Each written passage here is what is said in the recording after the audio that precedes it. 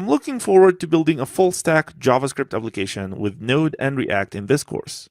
We'll build an application to create naming contests and have users propose new names for every contest. The structure of this application is simple.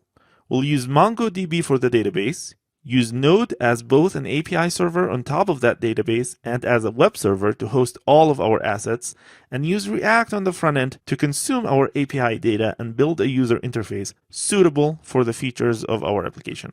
This course will be completely hands-on, very few slides, and lots of live coding.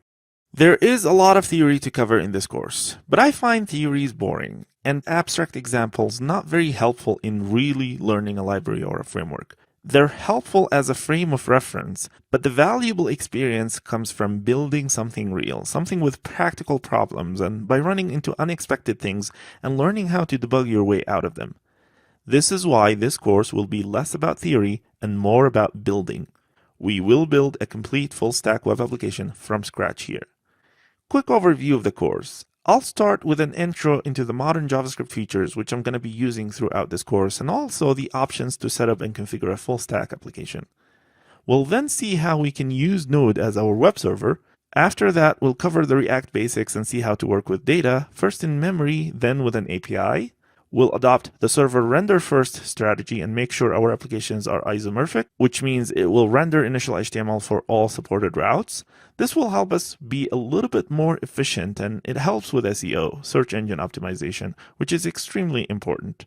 Routes will work on both the client side and the server side, and we'll then take our API into MongoDB and see how to integrate it with the application. We will be reading and writing to MongoDB. When it comes to the front end, this course has pure focus on React itself, which means we're not going to cover other libraries that's designed for React, like Redux or even React Router. We're completely focusing on pure React here. My hope is that once you truly understand the dynamics of working with the React API, then understanding and using these other libraries will be a lot easier. I'll be explaining what I do as I type. And as an imperfect human, I'll probably run into many problems, and we'll see how to debug and solve them together. I'll try to be not too slow and not too fast, but remember that you can always control the play speed. We will be doing a lot of things in this course. Some will be easy and others will be hard. Remember that you can pause, skip, and replay when needed. But you can also directly ask me questions. If you have any questions while you're taking this course, you can find me on the Slack JS Complete Questions channel. You can get an invite for that on this website. And I also answer questions on Quora and Stack Overflow, especially if you ping me for an answer. Asking follow-up questions is perhaps the most effective way of learning, and I'm happy to answer. The current Node version supports a lot of the modern JavaScript features finalized by ECMAScript. I will be using most of these features, like destructuring and arrow functions, among many others. In this movie, I'll review the features I'll be using in this course. If you're comfortable with ES 2015 and beyond, feel free to skip this movie and jump on to the next chapter. First, let's talk about scopes. Quick trick question. Is this a valid JavaScript line of code? Yes, it is, because these are nested block scope. I can define a variable here and then access it after. In JavaScript, we have a function scope and we have a block scope. The good old function scope gets created every time we define a new function. Block scopes can be simple begin-end curly braces like this, or when used in an if statement or a for statement. The var keyword behaves differently in a function scope and a block scope.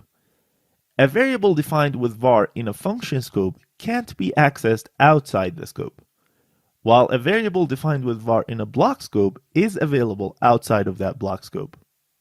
For example, the I variable that we use in a for loop will continue to exist beyond the scope of the loop, which does not make sense really. This is why in modern JavaScript we have a new keyword to define variables, let.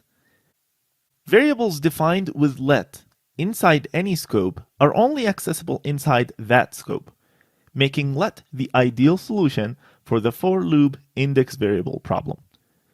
If we use let to initialize the I variable in a for loop, the variable will only be defined inside the for loop. Const is exactly like let, but defines a constant reference for a variable. we can't change the value of a constant reference. If we put a primitive value in a constant, then the value will be protected from getting changed. Note that if the constant is an object, like this one, we can still change the properties of the object, but we can't change the object itself. If we want a completely immutable object, then we'll have to use something else, like object.freeze or immutable.js. Constants are popularly used when importing things from other libraries, so that they don't get changed accidentally. They're also used to define functions because we rarely need to update a function after we define it the first time. Speaking of functions, I think someone on the TC39 committee hates the word function because with the latest ECMAScript features, we can completely avoid typing it. Instead, we can use the new arrow function syntax. The arrow comes after the arguments. The arrow function syntax is even more concise. When the function takes one argument and has one line to return something, we can omit the parentheses, the curly braces, and even the return keyword, and the function will be the same. These one-liner functions are usually used for callbacks in simple map, reduce, filter operations, and functional programming in general. Also, when defining a function as a property on an object, we can use this new shorthand notation, which I really like, even more than the arrow functions. Arrow functions, besides being shorter and more fun to type, are lexically scoped, which is a fancy way of saying that they close over the this keyword available on their parent, while regular functions use the caller to determine what's inside their this keyword. For example, in a Node module, the top level this keyword is the exports object, which is empty by default. I'm adding a property I here just to identify it. In here, I have a util object which defines two functions. F1 is regular scope, F2 is arrow scope. When we normally call F1, the this keyword in F1 will be the caller, which is the util object, while the this keyword in F2 will be the parent scope, which is the exports object. This is a huge benefit when working with closures, and we will be taking advantage of that. When we define an object like X here, and we have other objects, functions, or modules that we want to export as properties on the X object, we can omit the values when the property name and the values are the same, just like this, which is equivalent to the commented version here. When we want to read properties from X and assign them as variables with the same name, we can use the destructure syntax instead of typing the name twice, like this. This is much more impressive when we need to destructure multiple properties from the same object. Without destructure, this line would need to be 3 lines. You'll see me using this pattern to import objects and functions from libraries when I use Node's require function. For example, the React library has a component property. So instead of doing const component equal require react dot component, we can destructure the component out of the require line like this.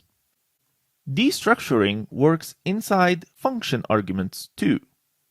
If the argument is an object, instead of having one variable to represent the object, we can destructure the properties that we want from that object into variables available in the function body.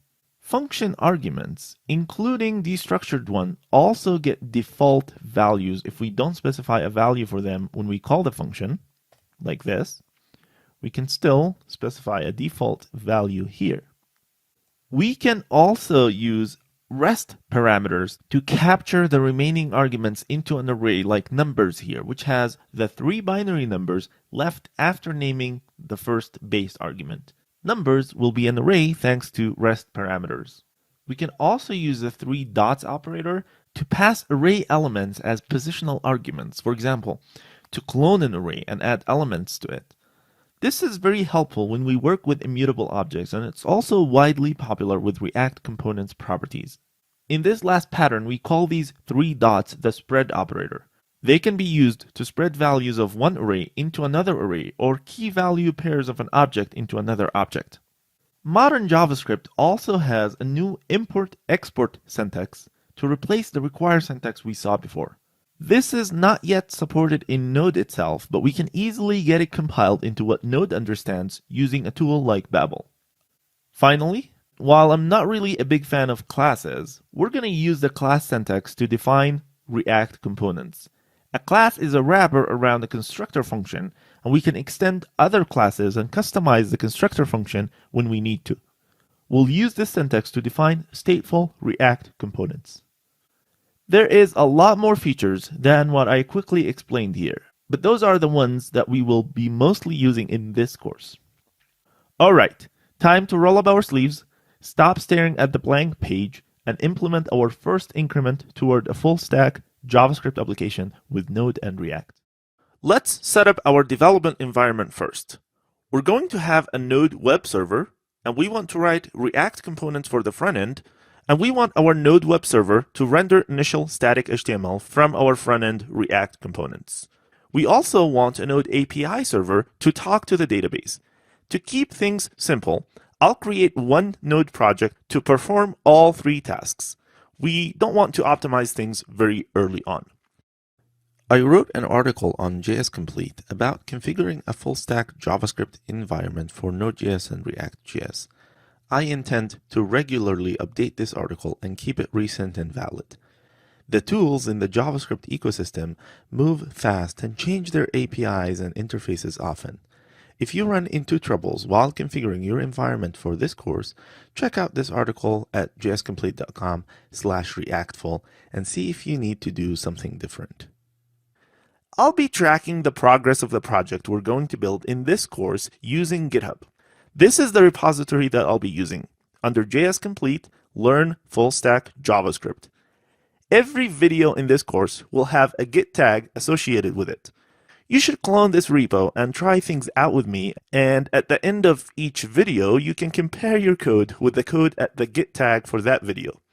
This repo will also have a script to load some test data for us to start working with, and also all the CSS that I'll be using in this course so that you get the same look and feel of what we see here in the course.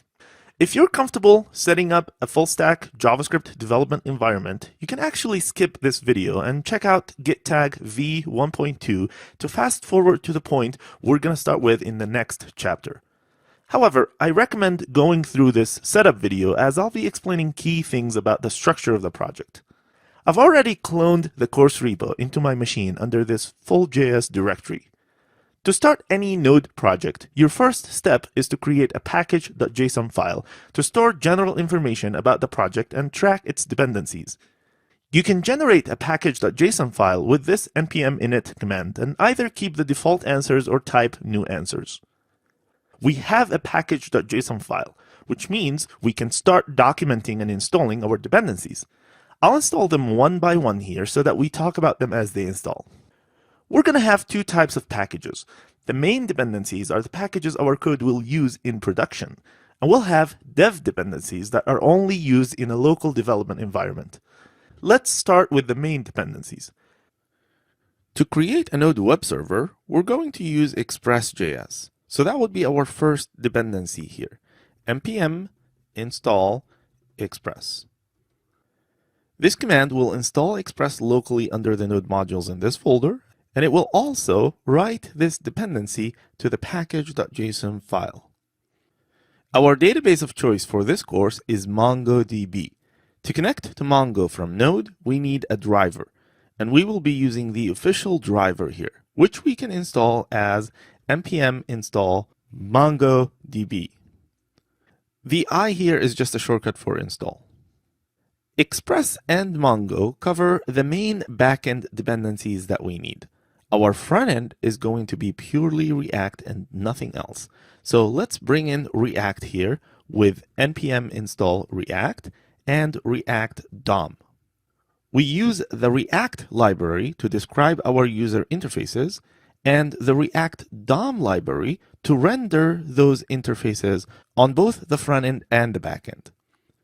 We're going to introduce more dependencies later, but for now, this is a good start.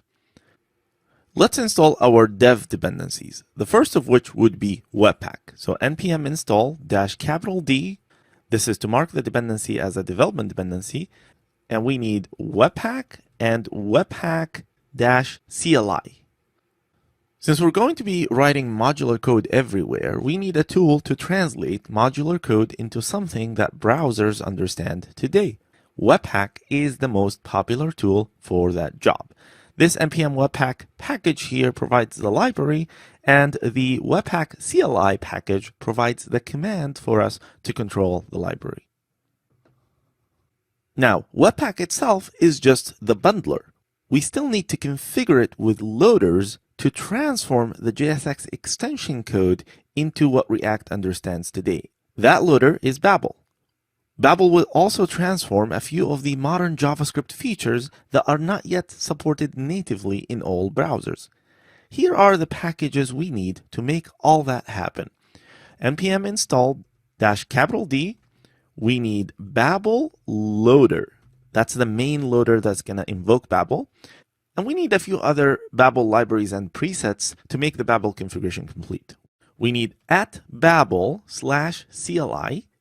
The syntax when it comes to npm packages is just a name scoping thing. So most of the Babel packages that we're going to use are scoped under the main @babel package. We also need @babel core and @babel/preset-inv, @babel/preset react, and @babel/plugin proposal class properties. I'll show you the configurations that we're going to need to use all these presets in just a little bit. Okay, we have the Babel packages.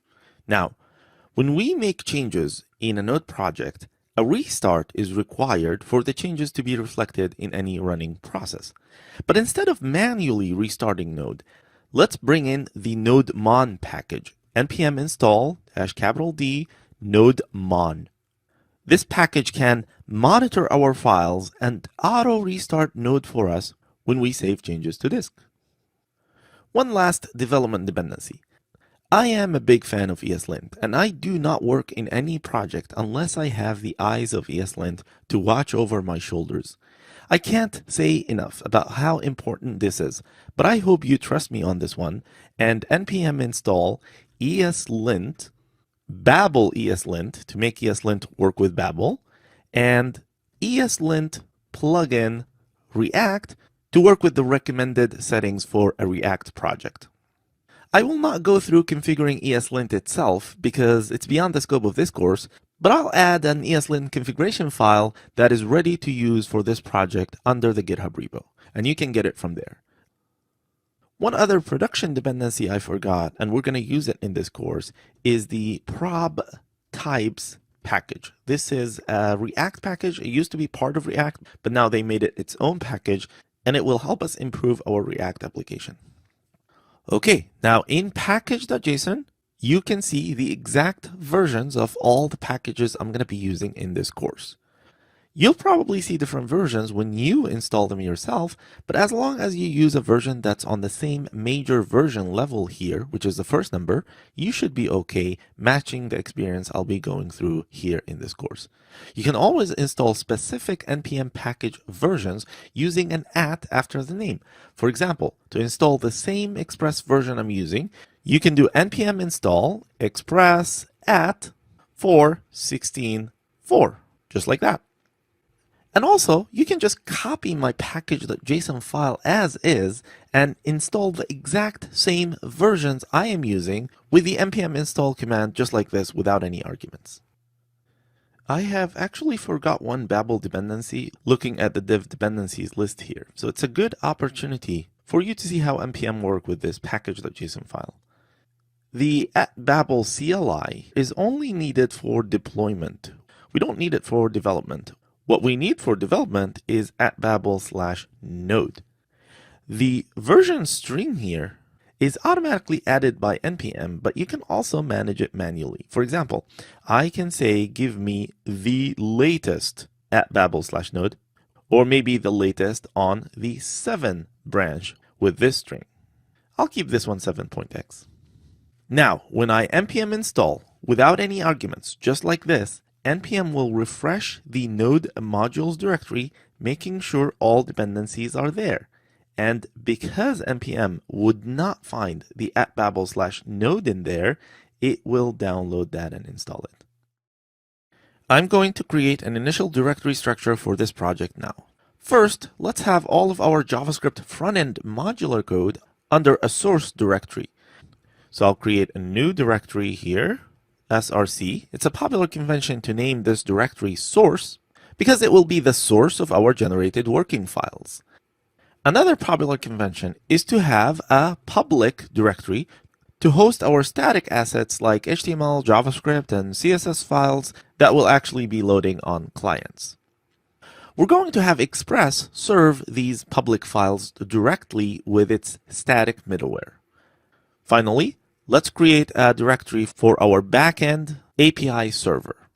I'm going to add empty files to all of these directories so that we can commit them to Git. So under public, we'll add an index.html, and under API, we'll add an index.js file. The index name here is usually used to reference the starting point in every directory. Let's now prepare our npm scripts.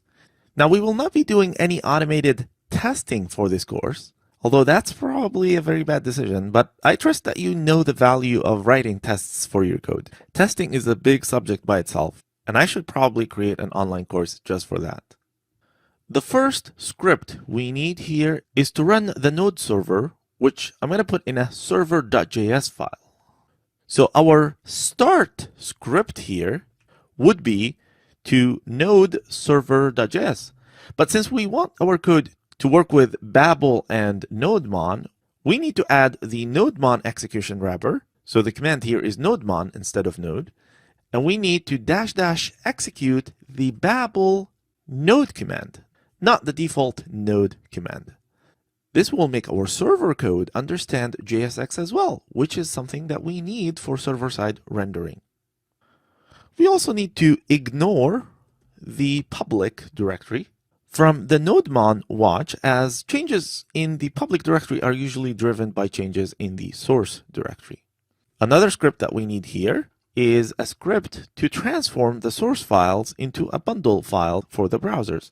Let me name the script dev, and the command that we need here is webpack with the -wd flags to also run in watch mode and in development mode as well. We'll need to configure Webpack now to work with our structure, which is a bit of a long story, but I'll copy some configuration here and we'll talk about them.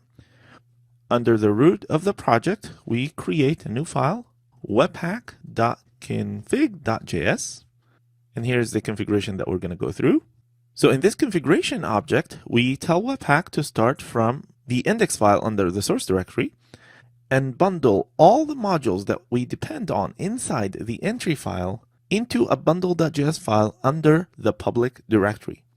Then, for every file that ends with a .js, we want to run the Babel loader on it. The Babel loader will take care of transforming the non-standard JavaScript that we'll be using. To configure Babel, we create another configuration file under the root of the project, this time babel.config.js. And here's the configuration file we're going to go through. This configuration instructs Babel to use the two presets that we're interested in, one to transform the JSX and the other for us to safely use modern JavaScript features and not worry about browsers that do not understand them. This plugin here is needed to enable the use of the new class fields syntax in classes, which is something we will be using in this course as well. To configure ESLint, we create a new file under the root of the project, and this time it is a .eslint.rc.js. And here is an example configuration object you can use, which you can find in the jscomplete.com/reactful article and the repo of this course as well. I have committed all the changes we made in this video under git tag v1.2. These tags going forward will match the order of chapters and videos as you navigate the course. One final note before we conclude this long video. This course was recorded a while ago and a few things have changed. To mention an important example, every time you see me type react.prototype in upcoming videos, you need to import the prototype package from prop types as you see in this line, and then use the prop types object directly like this. It's no longer part of the React API. To work in a Node project, we first have to understand how the module system work. We bring in a module dependency using an import line. For example, say that we have a config module somewhere. We require it with the import config line. This syntax, however, looks for config as either a core module or an npm installed module in Node modules.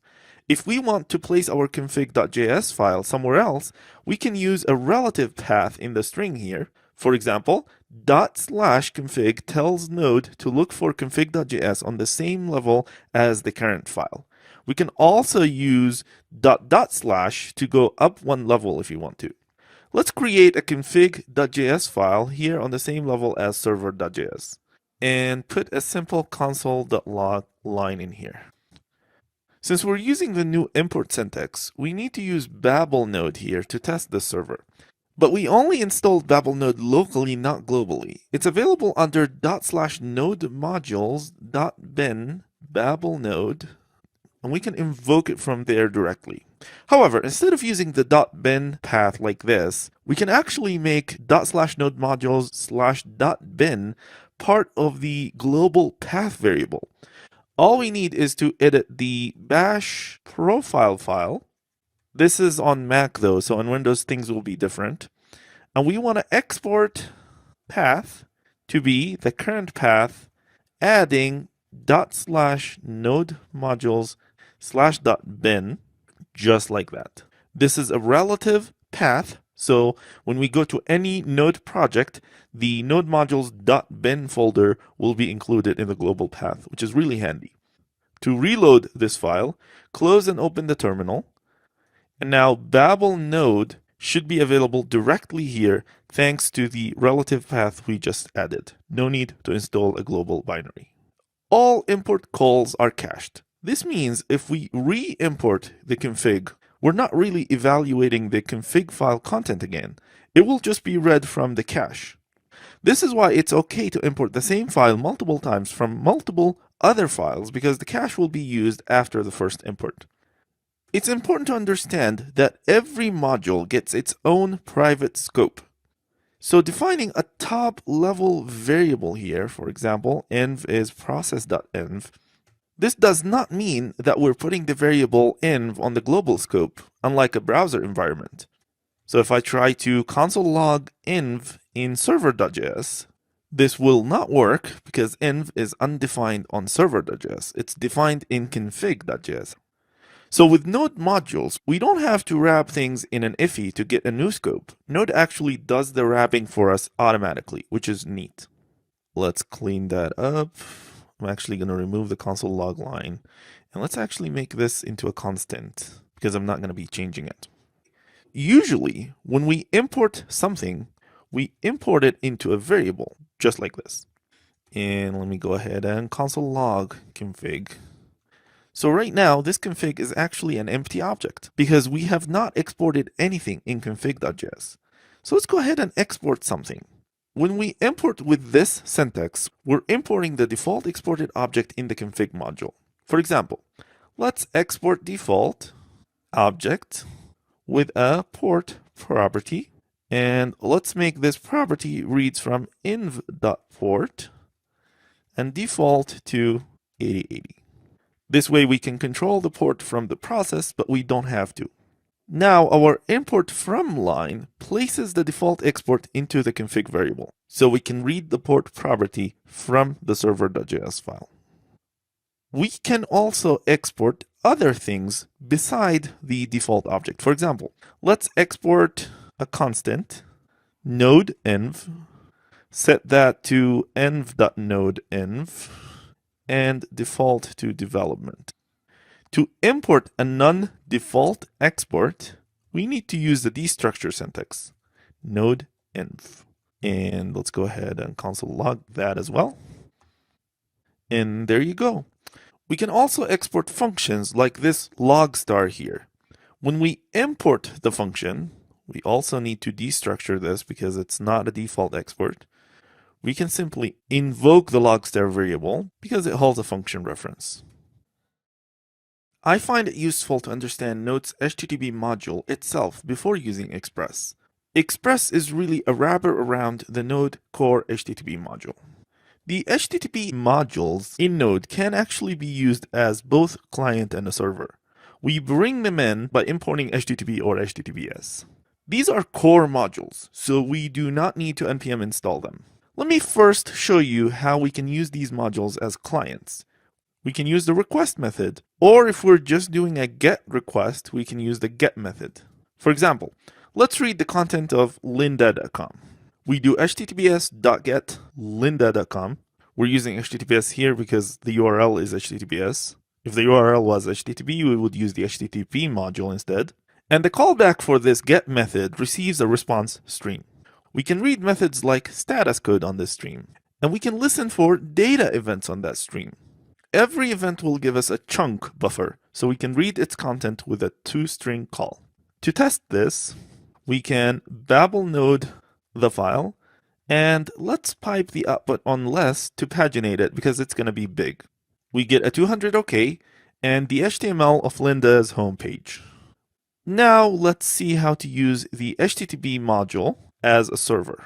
After we import it, we use the create server call to create a server, no surprise there, and then use the listen method to run the server on a certain port.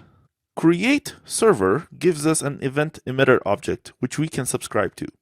The most important emitted event is the request event, which gets emitted every time the HTTP server receives a request. The callback for this event receives two special objects, a request object and a response object. The user initiating the request will see anything we write to the response object, while we can use the request object to read things from the request. For example, what URL was requested, were there any query string parameters with the request, and many other things. Let's write a simple hello HTTP string back to the requester. The response object is a writable stream, which means we can use it to stream data to the user, and that's extremely powerful. Let's write another line to the user after 3 seconds using a timer like this. And after that, let's go ahead and terminate the stream response with a .end call. Run the server with babel NodeJS. When we initiate a request for this server, we'll first get the hello HTTP line, and after 3 seconds, we'll get the I can stream line. Then the response gets terminated. We can supply the request event listener callback as the argument for create server itself, and Node will automatically attach the argument to the request event. As you can see, the core HTTP module is extremely powerful on its own, and it's very simple to set up a server with it. However, as the requirement for handling a request grows, using the core module on its own would be hard, as there will be a lot of boilerplate code that can be extracted into a framework type library. This is why we have Express.js and many other similar options, but Express is the most popular one. So in the next movie, we'll go ahead and learn the basics of Express.js. Let's do the equivalent of what we did with the HTTP module, but with Express instead. We first need to import Express, and to create a server with Express, we just invoke the imported Express variable as a function. If you read the source code of the Express package, you'll find out that the default export there is just a function. Similar to the HTTP module, we also do a .lesson method on the Express server. I'll read the port from the configuration file this time. We just import config and use config.port in the listen call. The second argument to the Express listen is the success handler, which is just a function.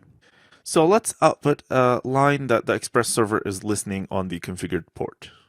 Instead of listening to a single request event, an Express server also handles server-side routing for us.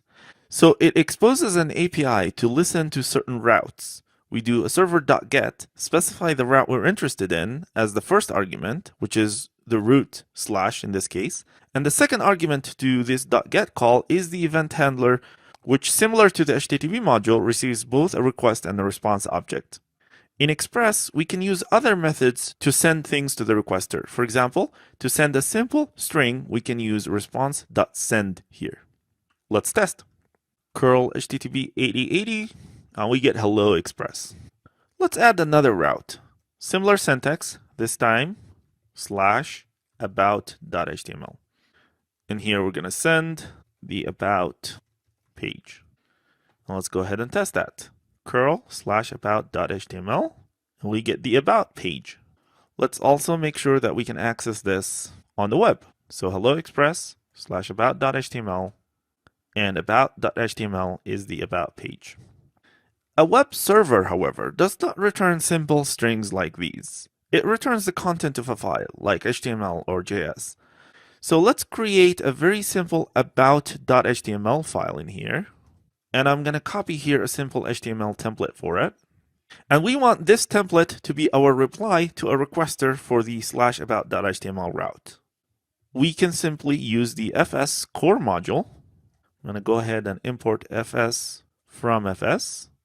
And inside about.html, the API is read file, the path to the file. Then the callback is going to give us access to the file's data as a buffer. So we can send as a response data.toString. And we can test this by refreshing the about page. We get the HTML file.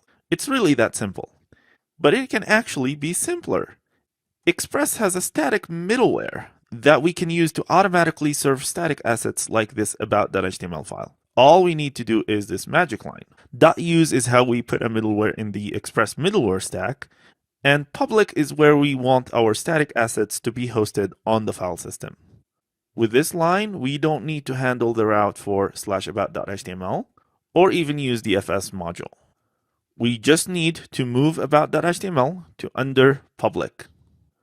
And Express will take care of serving its content to a requester. Restart the server and make sure the about.html is still working. In a production environment, we should manage static assets separately from the NodeServer, as there are much faster options like Nginx.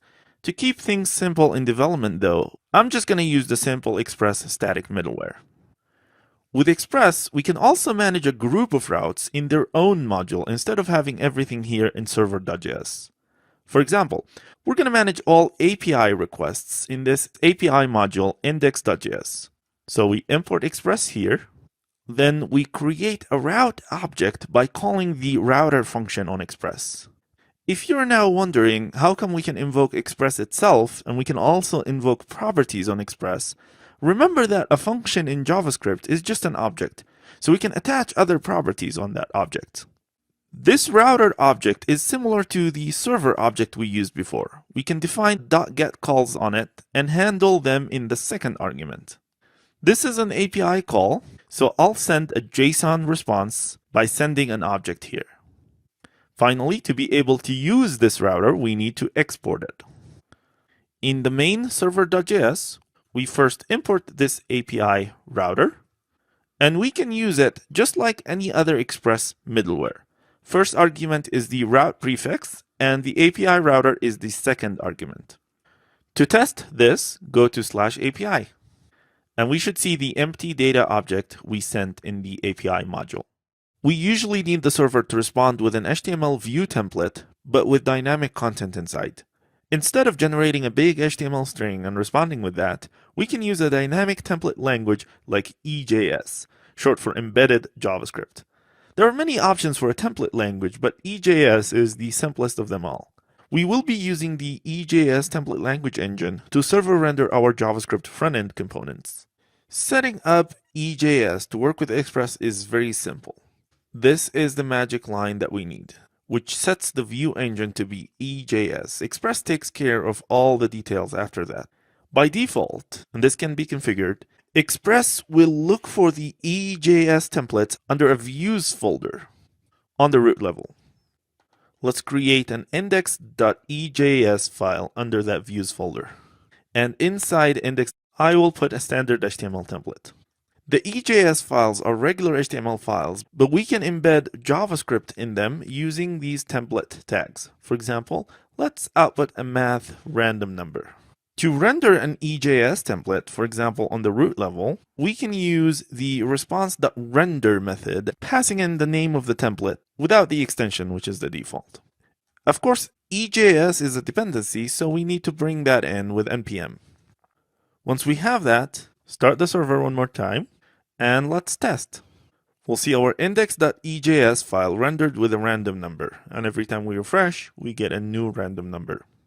We can also pass variables from Express into EJS using the second argument of render. For example, let's pass in a content string here, and let's try to use it. In the EJS template, this content variable will be available as a regular JavaScript variable, so we can use it here directly. And when we test, we'll see the string coming from Express rendered with EJS. If the content string had HTML markup in it, for example, if EJS was wrapped in an EM tag, then by default, the EJS template tag equal will escape the content. To output the variable unescaped into the template, we can use a dash template tag instead. Testing that, the HTML is rendered. Another useful feature in EJS is that it supports partial views. For example, this header portion of the HTML is likely to be rendered exactly the same in multiple EJS templates. We can take it to its own partial EJS file. Let's call this file header.ejs, paste it in here. I'm going to change the title, make sure that we're rendering this new one instead of what we had before. And then in index.ejs, I'm going to replace this header with an include call, include header. Now let's go ahead and test that. So you can see the new header was rendered. We can do the same thing for footer. I'm going to go ahead and create footer.ejs. And let's take this part, put it in footer, and similar to include header, we're going to go ahead and include footer. Make sure all is good. And we're all set to using EJS. There are some great alternatives to the packages we used so far. For example, instead of Express.js, we could use the new Koa framework, which uses middleware generator functions and provides a higher level syntax sugar on top of the low level middleware layer. There's also Happy.js, which claims to be more focused on delivering the business value. There's also Sales.js, which is inspired by the MVC pattern in Ruby on Rails. For templating engines, the most popular one is actually Pug, which used to be Jade. Pug uses a whitespace sensitive syntax with indentation replacing the need for begin-end tags. Another popular template language is Handlebars, which focuses on semantic templates. I actually like Handlebars the most. It's my go-to template language, but EJS was a much simpler choice for this course. There are many other options for both a web framework and a template engine. No matter what options you end up picking for a project, just make sure they are properly maintained on GitHub and responsive to any issues filed by the community. While the syntax will be different, the concepts are mostly the same. Back in our project, I added Bootstrap CSS framework here in header and added the container class to the body element, did a little bit of cleanup, and I think we're ready to start doing things on the front end now. Let's render some HTML with pure JavaScript. React takes the approach of generating HTML with JavaScript. It does that for many reasons. The most important ones are that we get the full power of JavaScript to work with our data.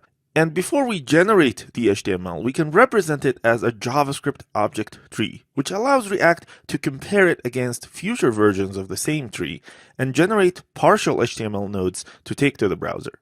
This concept is known in React as the virtual DOM. We will write our React application under the source directory here.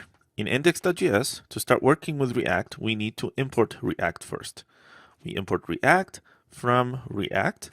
We also need to import React DOM since we're going to be working with the browser. We import it from React DOM. The first React DOM API that we need is to render something. So the function is render, and this function takes two arguments. The first argument is what to render. We're going to render a React element. So the API is react.createElement, and we'll come back to its arguments in a little bit. The second argument to render is where we want this element to be rendered. So we're going to render it simply in an element in the document.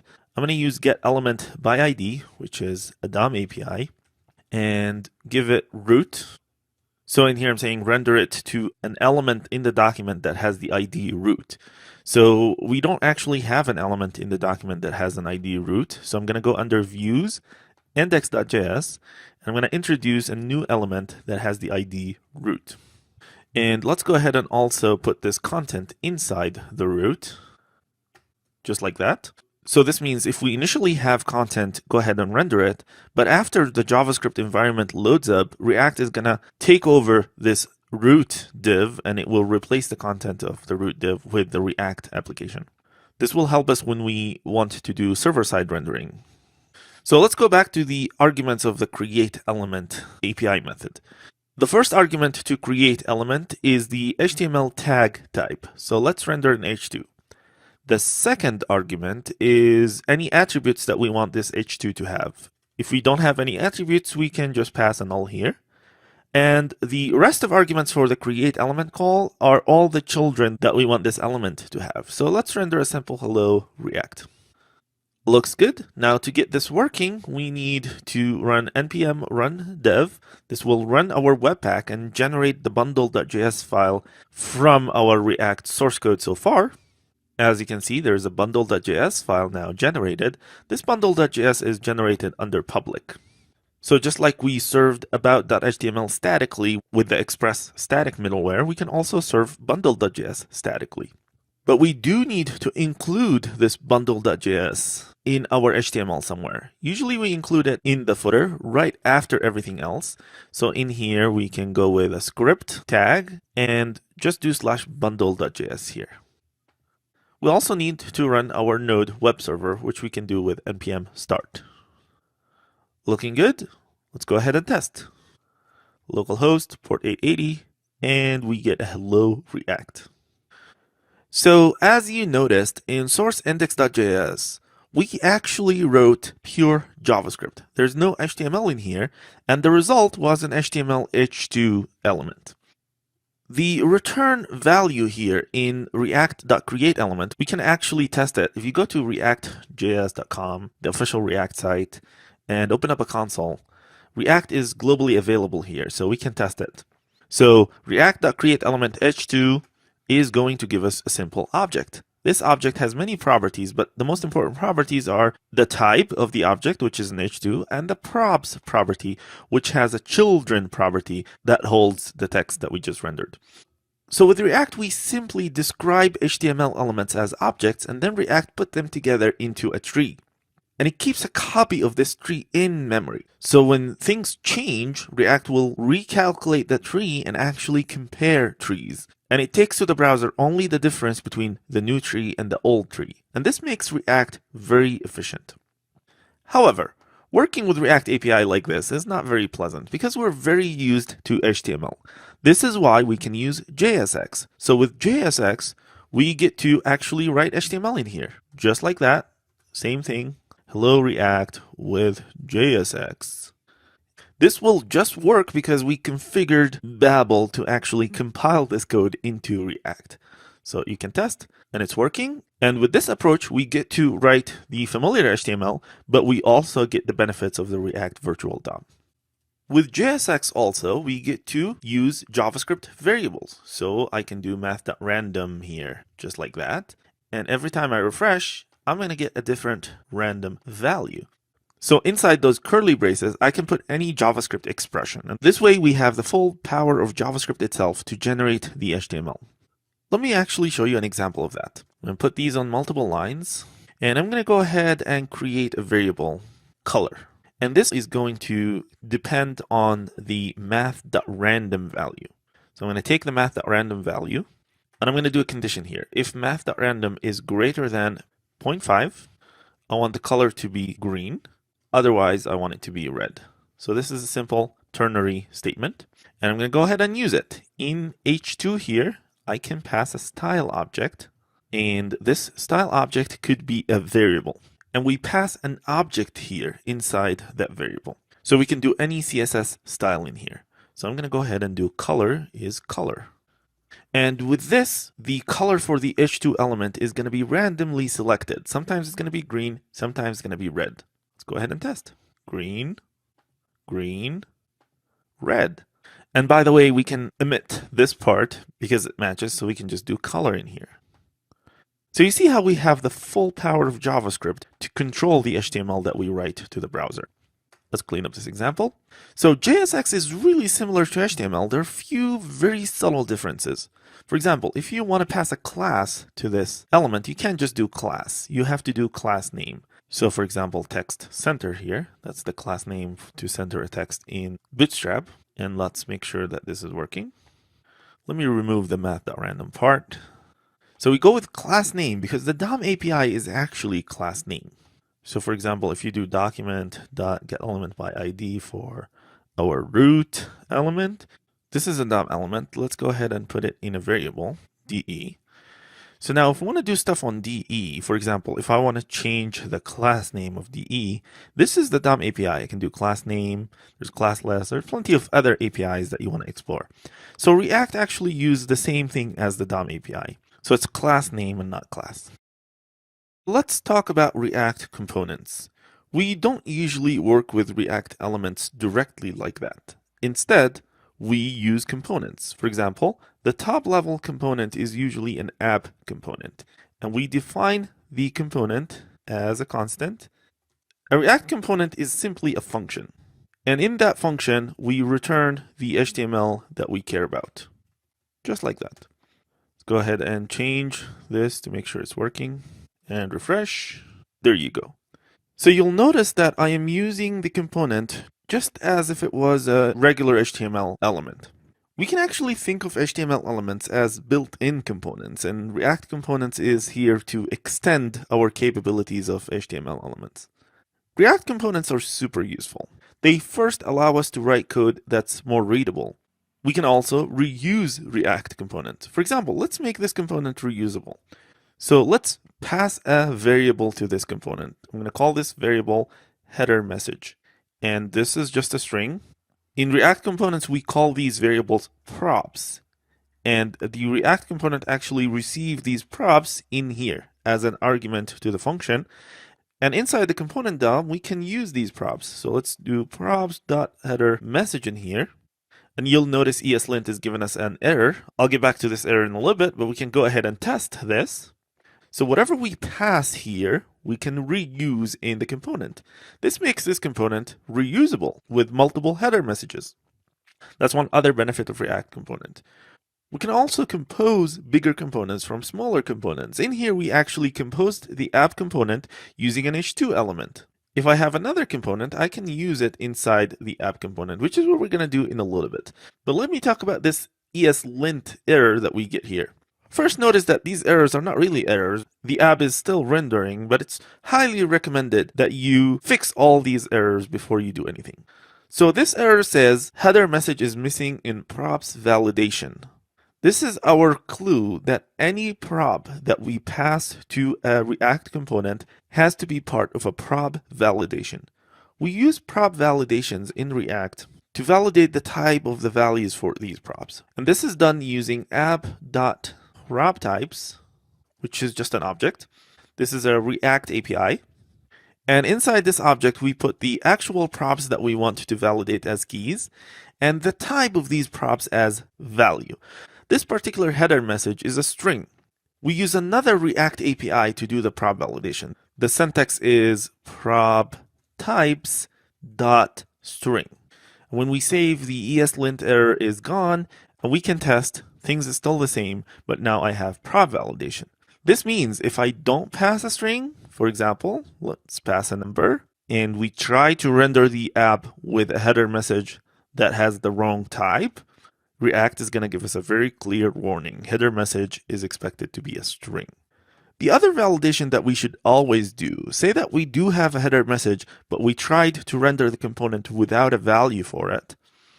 React will actually just render without any errors and without any output here. And this sometimes is a problem. It would be great if React tells us that the app component uses a header message and it was called without a header message. To accomplish this, we can chain an isRequired call in here. IsRequired means this header message has to have a value. You cannot use the component without a header message. Let's test. And now we have a clear warning that says header message was not specified. One other feature we can use with components is the default values for props. The syntax is default props. And in here, it's also another object. And the keys for the object are the properties that we want to supply a default value for. And the values are the default values. So let's do hello here. And since we have a default value, we don't need to make this property required because we can now use the component without the header message property, and we're going to use the default value for the header message property. Let's test. So make sure that you always use props validation, and if you have any default values, you can use the default props feature. Let's add some more content to our application. I'm going to put a div in here, and in the div, eventually we're going to render our naming contests. For now, I'm just going to do 3 dots. And you'll immediately get a JSX parsing error that says these 2 HTML elements must be wrapped in an enclosing HTML tag. And the reason for this, if you remember, that this is a react.createElement call, and this is another react.createElement call. So we can't actually have them follow each other like this. Instead, to fix this problem, we're going to enclose both of them in a top-level div tag. So I'm going to put them in here, fix the indentation, and this should work. Let's test that. So I get the header and I get the content of the div. Now this app component has 2 parts. It has a header part and it has the content part. Because we have the React composability, we can actually take these parts into their own component. Let's call this component header. So not only I'm extracting this header component for reusability, but it's also now much more readable. The app components start with a header component. So let's define this header component. It's another constant. It's header. It's always a function, and it returns the header HTML, just like that. And I'm going to go ahead and give it a header message, which we can just call message now, because we are in header. Let's use the header of our app, naming contests. And in here, instead of using props.message, we can actually destructure the property message here, and just use it directly in here. I'm going to remove the default value, but I'm going to keep the props validation. But we have to move it to the header here. And instead of app, it's now header. Instead of header message, it's now message. It's still a string. I don't have any props here, so I'm just going to remove it for now. Looking good. Let's go ahead and test. There you go. So now this header component is a readable, reusable component that we used to compose the app component. And that made the app component shorter, and it also made the app component more readable. We know that this section here is a header. So a few more tips. I like to always give every top element a class name, just in case we want to style it later. And I like this class name to match the name of the component. Let's also make sure that you have the React extension tool, as you can see here, that I have it in here. If you don't have it, Google for React Dev Tools. You have a Chrome extension, and I think it's also supported on Firefox. This developer tool is really handy. First, it recognizes our structure. So you can see here we have an app component and we have a header component. This is definitely much better than looking at just the raw HTML generated by the virtual DOM. But other than recognizing our components here, it also recognizing the properties. And when we start talking about the state, it also recognizes the state of our components. So it's a very handy tool to have in development. Make sure that you get it and make sure that it's working for you. You might have noticed that our index.js file is getting big. It simply has too much. It defines the header component, it defines the app component, and it renders the app component to the DOM. These are actually 3 separate things that needs to go into 3 separate files. It's a good practice to define a component per file. So I'm going to extract this header component. I'll just cut it from here. And I'm going to introduce a new folder under source. Let's call this folder components. And inside components, we're going to have a file per component. So let's have a header.js. I usually match the name of the component to the name of the file. And in here, I'm going to paste the header.js code. So this header.js is going to be its own module. For other modules to use the header module, we need to export it. So we do export default header. Now, since we're using React here, and also we're actually using React here, remember React.createElement, we need to import React. So let's import React from React. So I think this header component is ready. Now back in index.js, if we actually want to keep the app component here, we need to import the header component in here. So we simply go with import header from /, this is a relative path for the module, components / header. And just by doing this, the index.js file is much shorter. So things would still work here. But let's take an extra step here and actually put the app component into its own module as well. This would include the import header because the only thing that depends on the header component is the app component so far. So I'm going to cut the code from here, create a new file, call this file app.js, paste the code, introduce the dependencies. We do have a dependency on React. This is actually in every component. And the header component now is on the same level, so we don't need to do /components. We can just do /header. And don't forget to export the component so that other files can use it. So now back in index.js, the only dependency that we need is the app component. And we read that from /components/app. Go ahead and test. And things still work the same. So now the index component has one responsibility. It renders a top level component to the DOM. It's much shorter. And we also have a very clear dependency tree. We start with the index component. That component depends on the app component. The app component depends on React and on a header component. The header component only depends on React. So all these dependencies are a lot more clear now that we're using modules.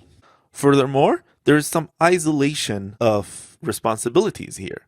So the app component doesn't really care about what the header component does with that message. How the header component is going to display that message, that's the business of the header component itself. So we isolate these responsibilities when we start to introducing components like that.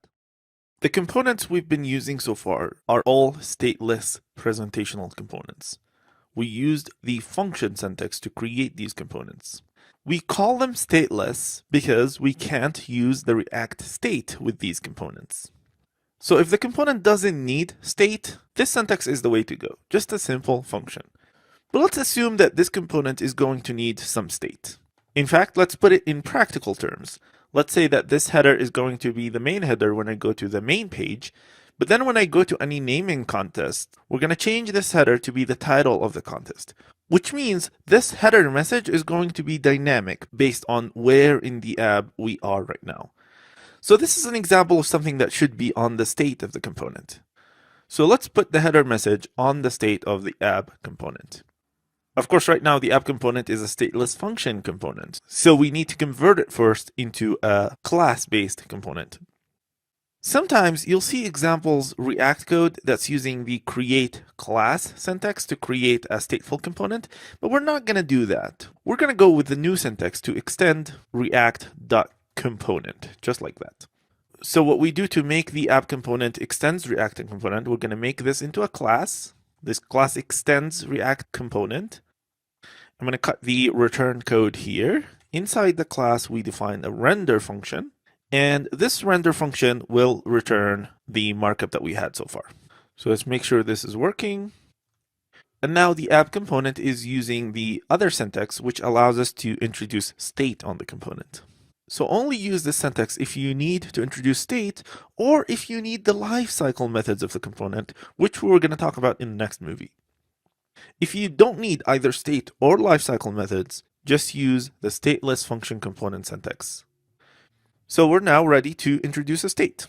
You'll see examples that are using a constructor to introduce the state, just like that. Here's a state object. For example, we would have a property on this object, and then we can use it anywhere here inside a variable. In this case, we can do this.state.test. And that would read the 42 value that we have on the state. However, since we configured stage 2, we can actually use a class property instead of having a constructor, just like this. And this would be equivalent to what we did before. Test. So this is a much shorter syntax. We're going to go ahead and use it. Now what I want to put on the state is the header message. So let's call this page header. And this starts as naming contests, the current header. And now to read this here, instead of passing in a string, we're going to pass this .state.page header. Let's take a look. So now this string is coming from the component state, and we have control over it. In fact, take a look at the React DevTools. If you go into the app component, you'll see that there is a state section here, and it has the page header property. So let me show you how we can control the state. Whenever we're hovering over a component, we can access it in the console using $R. So I'm going to go to the console. I'm going to take a look at $R. This is the app component. In fact, we can read the state of the app component directly from here. We can also change the state using the setState method. So what I'm going to do is I'm going to change the state, and I'm going to replace the value for page header to something else. And once I hit enter, React is going to detect this change in the state, and it will re-render the DOM for us. So this is exactly what we'll eventually do when we change into a naming contest page and we have to change the header. What I want you to understand is all we need to do to change the content in the DOM is to change the state of our React component. And React is going to react when it sees the change in this state, and it will take the change to the DOM. Every React component has a lifecycle. First, it gets mounted in the DOM. Then the content of this component might get updated at some point, and then the component might actually be removed from the DOM. We can write custom code around these events in the lifecycle of a component to customize the behavior. We use React lifecycle methods to do that. There are a few lifecycle methods that I'd like to talk about here. The most important one is component did mount. This is the lifecycle method that guarantees that the DOM has been mounted in the browser successfully.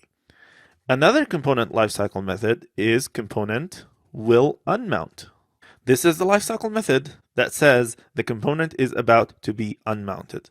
I'm going to put a console.log line here, and another one in will unmount. And after both of them, I'm going to put a debugger statement. Don't worry about the ESLint warnings, these are just temporary. So now when we refresh, you'll notice one thing. First, we are in did mount. And you'll notice that the component actually is mounted in the DOM because we can see the content of the component in the DOM. And then component will unmount is not going to be invoked because we are not removing this component from the DOM. So I'm going to actually force removing this component from the DOM. It's simple. Let's start with a timer. Set timeout. This timer is a function. And let's invoke this timer after 4 seconds. And inside the timer, we're going to force the DOM to render another element. For example, let's do another h2. And this call is going to actually remove the app component from the DOM because we're rendering something else into the same element. So let's test. We first get into the did mount debugger call, and that works. And after 4 seconds, the component is going to be unmounted. So in the console, we'll see that we are in the will unmount phase now, and the debugger stopped. The component is still in the DOM, but once I hit resume here, it's going to go away from the DOM. And you'll notice that we now have the new h2 content in the DOM. Let me clean that up. So this is what we do in component will mount and component did mount. If we have any custom behavior that we want to invoke around the lifecycle of a component, we use these lifecycle hooks. For example, if you want to integrate your code with a third-party plugin that depends on the fact that you have the DOM, then you need to put your integration code inside component did mount. We usually also do any AJAX fetching here in component did mount so that when it comes back from the server, we are sure that we have DOM to modify with data. We also usually fire any timers in here or any listeners to other events. And in component will unmount, we usually clean those timers and listeners so that they don't leak out of the scope of the component. Let's make our React application work with some actual data now. I've prepared some test data for us to work with right here. You can find it under source testdata.json from the GitHub repo. I've tagged this point in the course as v41begin. And this commit is going to give you the test data to work with. And this test data is simple. It has an array of contests, and every contest is an object that has ID, category name, and a contest name. And we're going to create a React application to properly display this information in the DOM. At first, let's load the data directly in our React application. Since this is JSON data, we need a way for Webpack to understand it. And for that, we need to install JSON Loader, which is a loader for Webpack to understand JSON files. And to configure Webpack with the JSON loader, we add another loader entry here, just like the one that we have for JS. This one ends in JSON, and use the JSON loader on this type of file. And let's go ahead and restart Webpack for this effect. And now in index.js, I can just import data directly from /test data. And I'll go ahead and test that we are reading the data directly from the JSON file. Refresh, and I have the data here in memory. Every object in this array has a category name, contest name, and an ID. So now all I need to do is to pass this data to the app component. So I'm going to specify a property here, call this property contests, and I'll pass it as data.contests. We now have access to the test data in our app component. In fact, we can render the app component. Let me remove the console log here. I don't need that anymore. Refresh the app component. Take a look at the React Dev Tools. And when we are hovering over the app component, we'll see that we are receiving the contests array as a prop on the app component. So now in the app component, we're going to go ahead and display the contest information. Let's start with one contest. Let's create a new component to represent a single contest. Let's call this component contest preview. I'm naming this preview because this is going to be the preview on the home page, and we're going to have another component to represent the full contest. This contest preview can be a stateless function component. We're going to call it contest preview. And we want to export default contest preview. And also don't forget to import React. This contest preview is going to receive a contest object. And we'll put the information for every contest object in here. Every contest object is going to have an ID, category name, and contest name. So let's go ahead and display the category name first. This would be contest.category name, just like we have it in here. And then in another div, let's put the contest name. So contest.contest name. This component looks good. Let's go ahead and use it. In the app component, we're going to need to import this component. So import contest preview from /contest preview.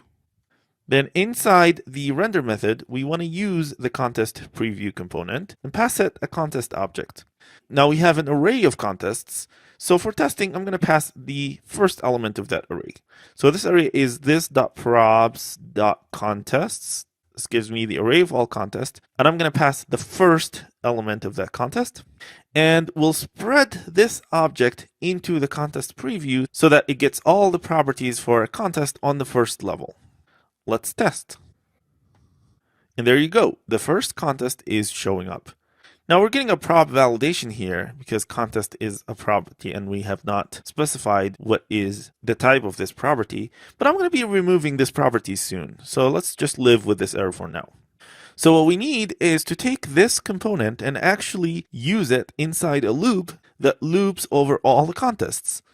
In React, this is easily done with a map call. So we start with this.probs.contests. Again, this is the array. And we're going to map this array into contest preview elements. So the map is going to expose a contest object for me. And inside the map, I'm going to take the same call. And instead of using this.probs.contest0 now, I could just use contest. Let's go ahead and test. And as you can see, all the contests with all their categories are showing up now. Very simple, right? We start with the data array, and then we map it into a component per contest. To improve the display of our contests, off camera, I added a little bit of CSS here to make it look a little bit better. I'm not a designer and I don't claim to be, but this certainly looks a little bit better. Here's what I did. I gave the category name a class, and I gave the contest name a class, and I added this simple CSS here. Now, I have not persisted this CSS yet, so let's go ahead and do that. Let me create a new file and paste the CSS in here. And what I want to do is, I want to use Sass because I think it has a lot more power than the CSS. For example, in our simple CSS, this is actually nested. Instead of doing .contest preview every time, I can go ahead and nest this call in here, which allow me to get rid of this duplication here. But this is not valid CSS. This is Sass. So the browser is not going to understand it. So I'm going to take this Sass code and save it as a Sass file. Let's introduce a new directory here, call this directory Sass, and we'll put any Sass styles inside this directory. So I'll save this new file as style.scss. The extension is SCSS, which stands for Sass CSS. And now I have two options. We either make Webpack translate this Sass for us into CSS and use the CSS directly in our application, or we can have Node translate this SSS into CSS directly, and this way is a little bit better because we get to use it directly on server load. So there is a Node Sass middleware that we can use to make this work in Node. All we need to do is npm install it, Node Sass middleware. And once we have it, we can go into server.js to use it. We need to import it, call it Sass middleware, and we import it from Node Sass middleware. I will also import path from path. This is a built-in Node module. And to use the Sass middleware with Express, we do server.use the Sass middleware that we just defined, which is a function. This function takes an object. And in here, we specify the configuration that we want to work with this middleware. Most importantly, we need a source directory to read the Sass files from, and a destination directory to write the generated CSS. So we'll use the path library to work with these directories. So we want path.join, starting from the current directory and joining the Sass folder.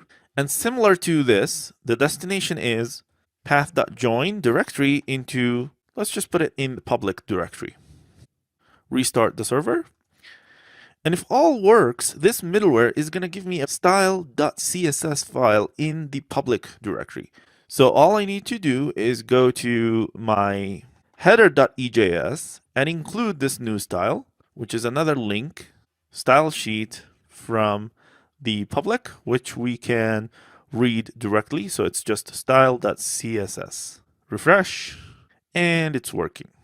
So with this configuration, we have the power of Sass in our project. I'm going to make sure things are actually working. I'm going to make this border ugly green. Refresh, and it's working. So what happens here, every time I change this file, NodeMon is going to restart my Node server, and the Sass middleware is going to pick this file, translate it into CSS, and allow me to use it directly from /style.css. So to get all the code that I did in this movie, I tagged this point in the course as v43end. In here, you'll get the configuration of the Sass middleware, and you get the CSS that I have. You might have noticed that we're actually getting a warning from React in our current code. This is because of our dynamic array mapping here. Every time you display a list of things dynamically, React needs a little bit of help. It needs you to identify every element with a key. This key helps React identify the element when this array of children changes.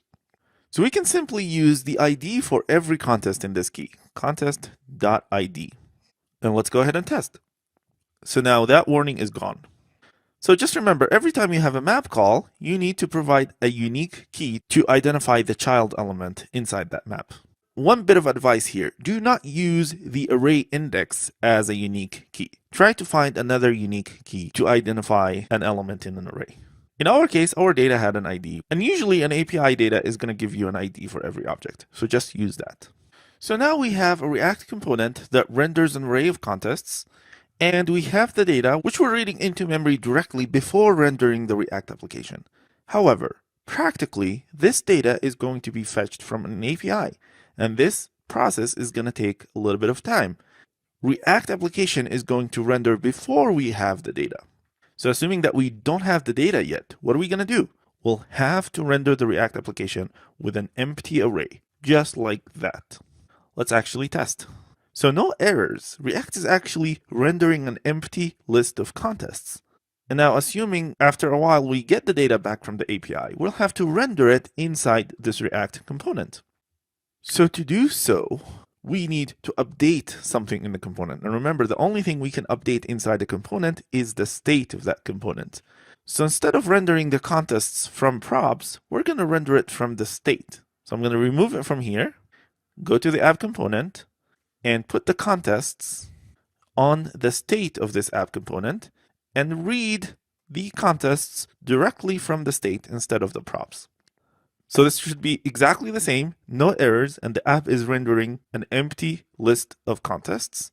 And in here, I'm going to actually import the data directly from test data one more time. This is now up one level. So although I'm reading the data directly from memory, I'm going to assume that this process happened after React rendered all the components to simulate an API call. So since we're already mounted, a proper place to do any modification now is inside component did mount. So inside component did mount, when the data is accessible, I'm going to go ahead and do this .set state, and contests is coming from data.contests, just like that. So after React gets mounted, we can control when this happens exactly. And when we have access to the data, we just use set state to put the data back inside the React state. Let's test. So now the app component is reading this list from the state. And we have a plan to work with any delay in fetching the data from an API. Also, having this data on the state allow us to control the list. For example, let's go to the React DevTools, hover over the app component to get the $R. And in here, I'm going to do $R.setState. And in here, we're going to do contests is $R.state.contests, which is the current list, .slice1. So when you do slice1, you're basically deleting the first element in the array. So once I hit enter, this first element in the array is going to go away. Because this contests is part of the state, React is going to do this automatically. Let's test. There you go. So now that we have the data on the state, we can start working with the data API instead of reading the data directly from memory. So we're going to kill this line, and we're going to go prepare an API endpoint on the backend instead. So if you remember in server.js, we prepared an API endpoint at /API and started preparing an API router module under API. Right now, we're returning an empty data array. So what we want to do here now is to have an API endpoint to serve the contests data.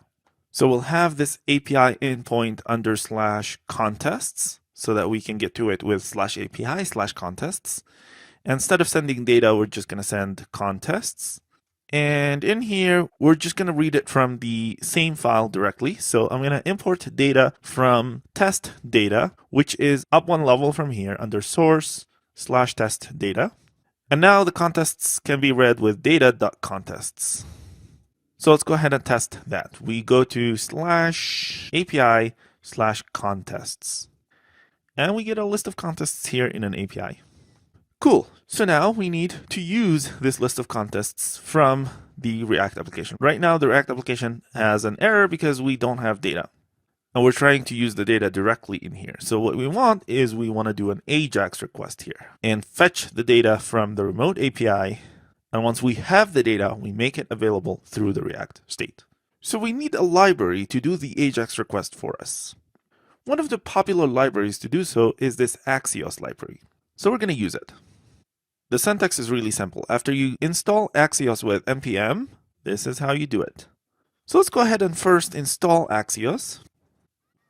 And we're going to import it here in the React application. And inside component did mount, we're going to start with an Axios.get call and specify the URL for the API endpoint that we're going to read. Since we're on the same server for now, it's going to be /API/contests. Axios is a promise based, so this would give me a promise. And for every promise, we handle it with a .then method. And we also need to catch any error that happens in the promise. For catching the error, let's just console error it out. Inside the then method, Axios is going to give us a response object. This response object will have the data. So let's actually console.log response to make sure that we are receiving the data properly. I'll comment out this part of the code for now. And let's test. So it looks like I'm getting an object. This is the response object. It has some method like status OK. And my data is inside the response object here. So my contests data is response.data.contests according to the object that I'm receiving back. So what I need to do in this case, I need to take this exact statement that we used before to set the data directly from memory and actually set the data directly from the response object that I'm getting back from Axios. So set the state, the contests is going to be response.data.contests. And let's go ahead and test. Refresh. And the data is now being loaded through an AJAX request and getting set on the React component state. Our React application is rendering data from the server using JavaScript. But what happens if we don't have JavaScript? We can actually disable JavaScript completely here. Let's try. If we refresh, our application is empty.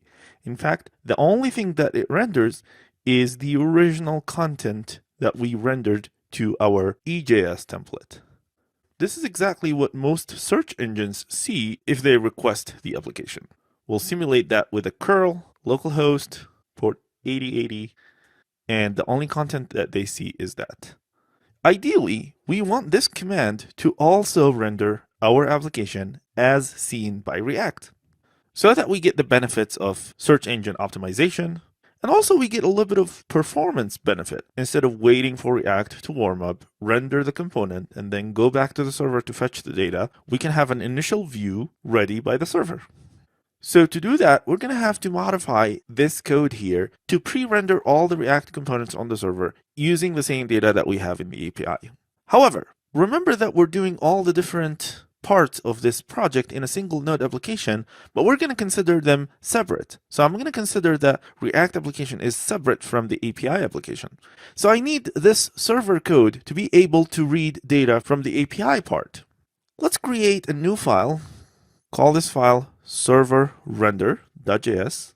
And in this file, we're going to fetch the data from the API, assuming that this part does not have direct access to the data and it needs to go to an API server to fetch the data.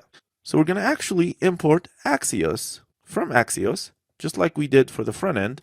And we'll try to do axios.get a URL here, and then do something with it, just like we did in the front end. However, I can't do /API here because this is not a front end trigger. I have to actually do the full server. But instead of hard coding any server host here, we should really read it from the configuration. So I'm going to go back to the config.js file.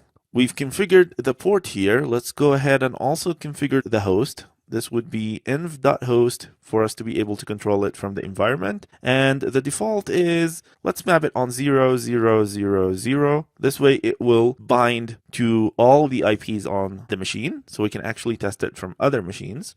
And let's also define a server URL. I'm going to make that into a getter, server URL.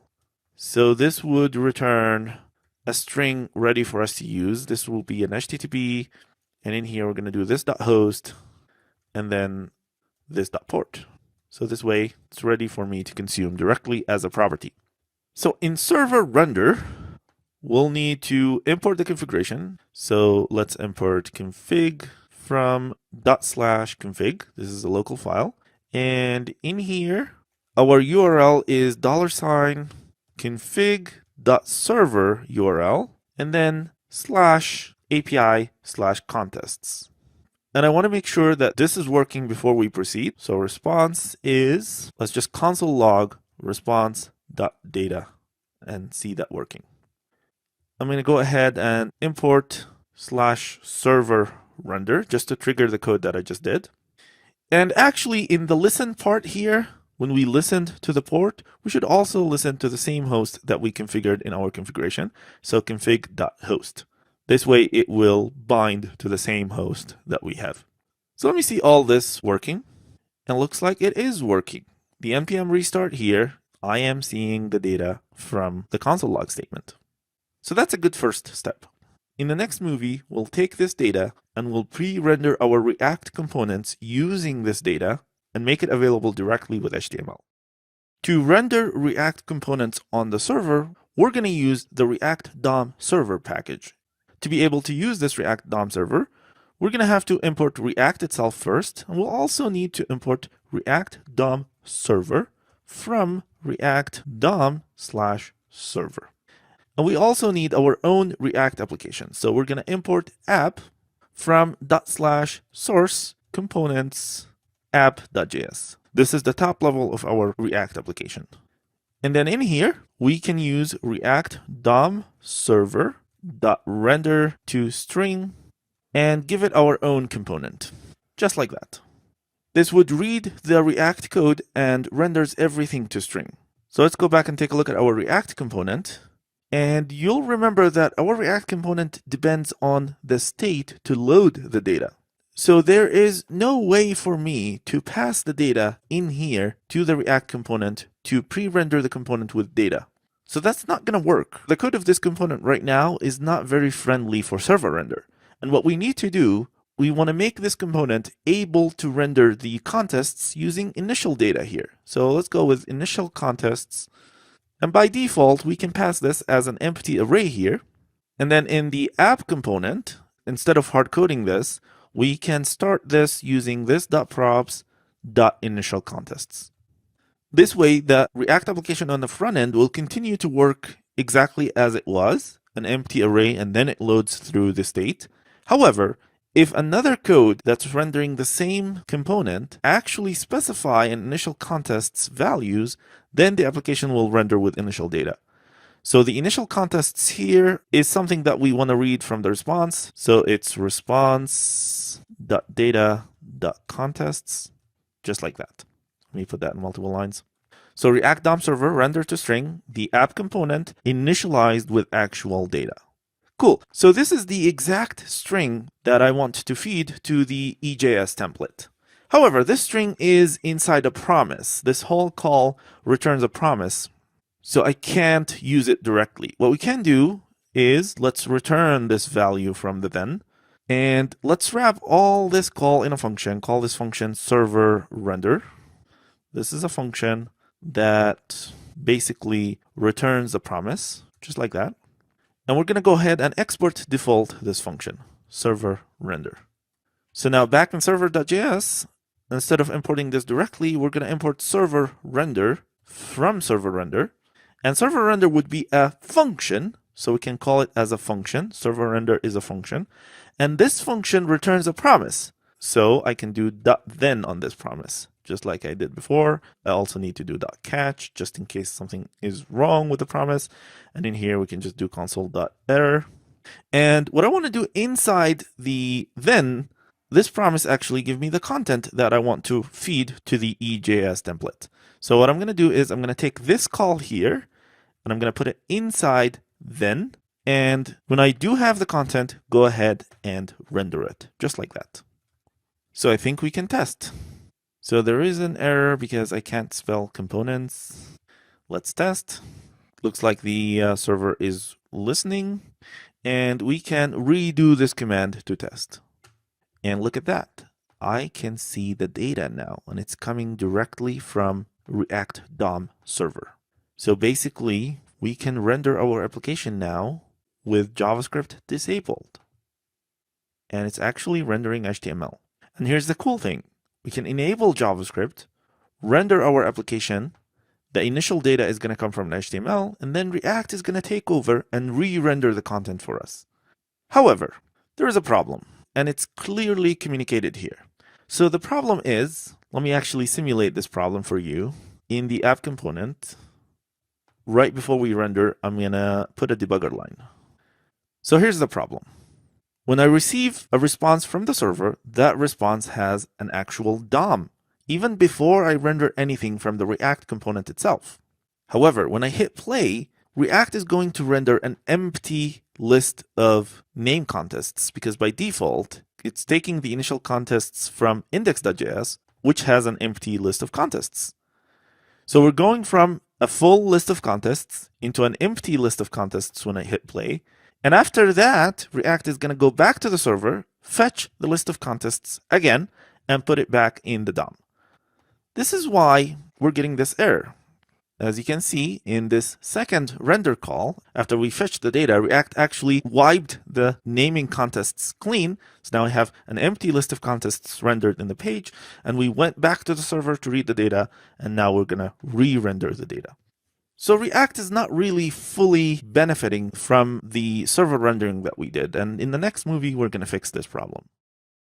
We got the server to render, however, it's not playing very well with the front-end React application, because the React application is still initializing the DOM with an empty list of contests and then going back to the API to fetch the actual list of contests. So I'm going to show you two solutions for this problem. First, on the front end, we can't actually initialize this code with an empty array. We have to initialize this code with the same data that we did on the server for the backend and front end to sync together without any problem. And we can't also reset the state here because that would be wasteful. If we have the data to begin with, then we don't need to reset the state. So I'm going to actually remove this code in here. And let's go back to the index.js. Since we need to bring the data before actually rendering the front-end component, I'll go ahead and make an Axios call here. And instead of setting the state, I'll do the ReactDOMRender call itself in here. And the initial contests here are response.data.contests. So we don't need to set the state here. And we need Axios. We don't need it in app at all. So I'm going to remove it from app and put it in index. So let's actually test. Refresh. And you'll notice that this sync error is gone. And the reason it's gone because the markup that we are rendering from the server now matches exactly the markup that React is starting with. React does not start with an empty list. It does not use setState to regenerate the list, but it's still doing one wasteful API call to /API/contests. It's not really necessary to go back to the server because we already have this data. However, this is one solution to the problem. That is not too bad if you're okay with the client going back to the data API. I'll show you another solution that does not require us to go back to the API to fetch the data for the React component. And that solution is to also return the data itself from the server. So in server render, when we return the DOM itself here, I'm going to go ahead and return two things. I'm going to return the initial markup that we need, and this would be the exact thing we returned before. And let's also return the initial data because we have it already.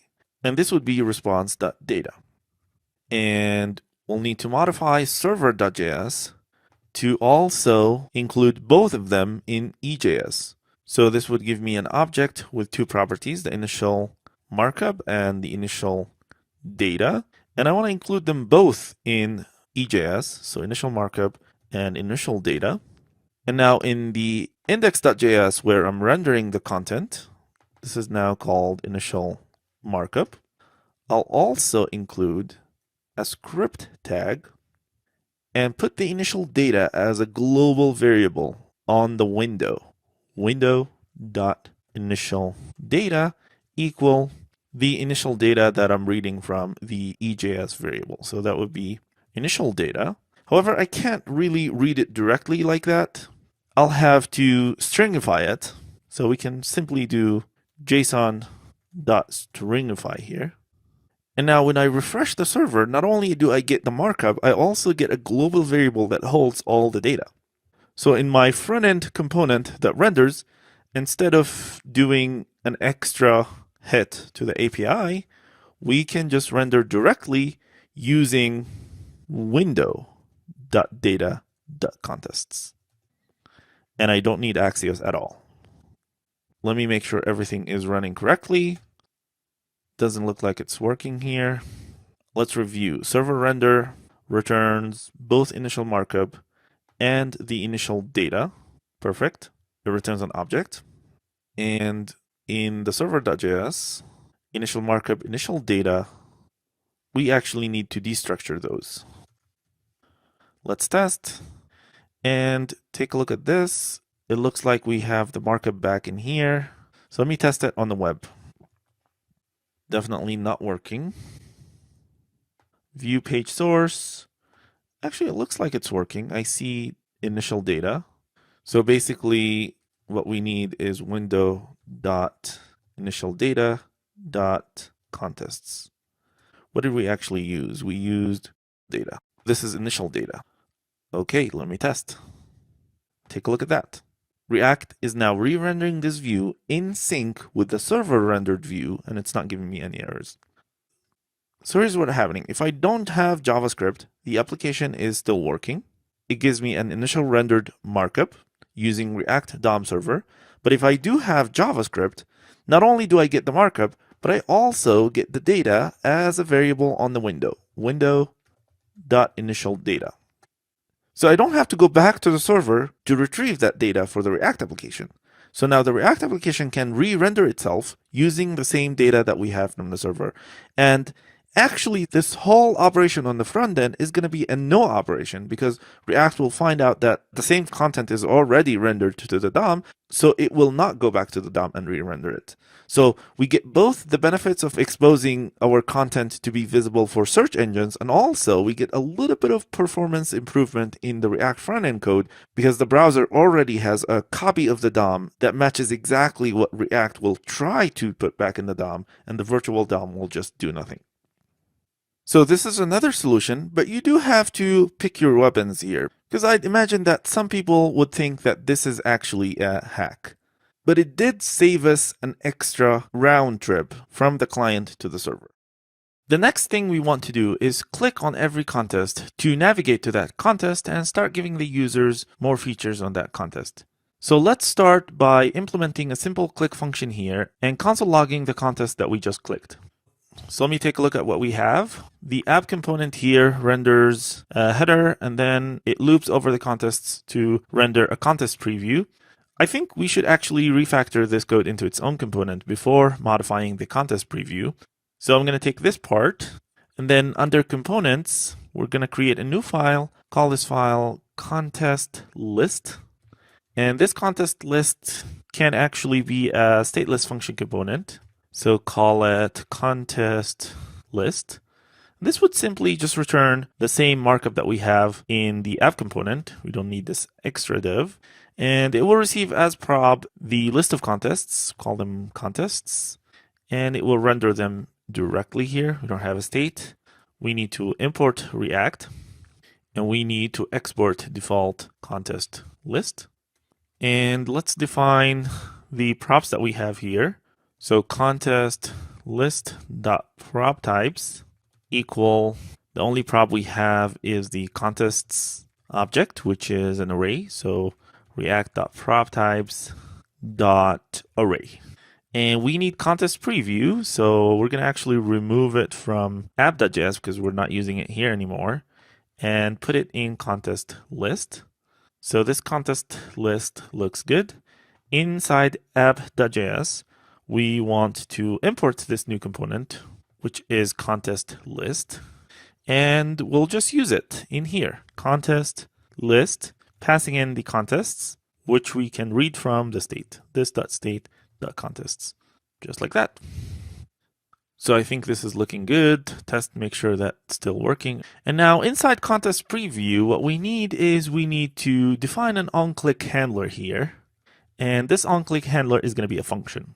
Now, if this was a static function that doesn't depend on the actual object inside every contest preview, then we can potentially pass it down from the parent as a property and just use it here as a reference.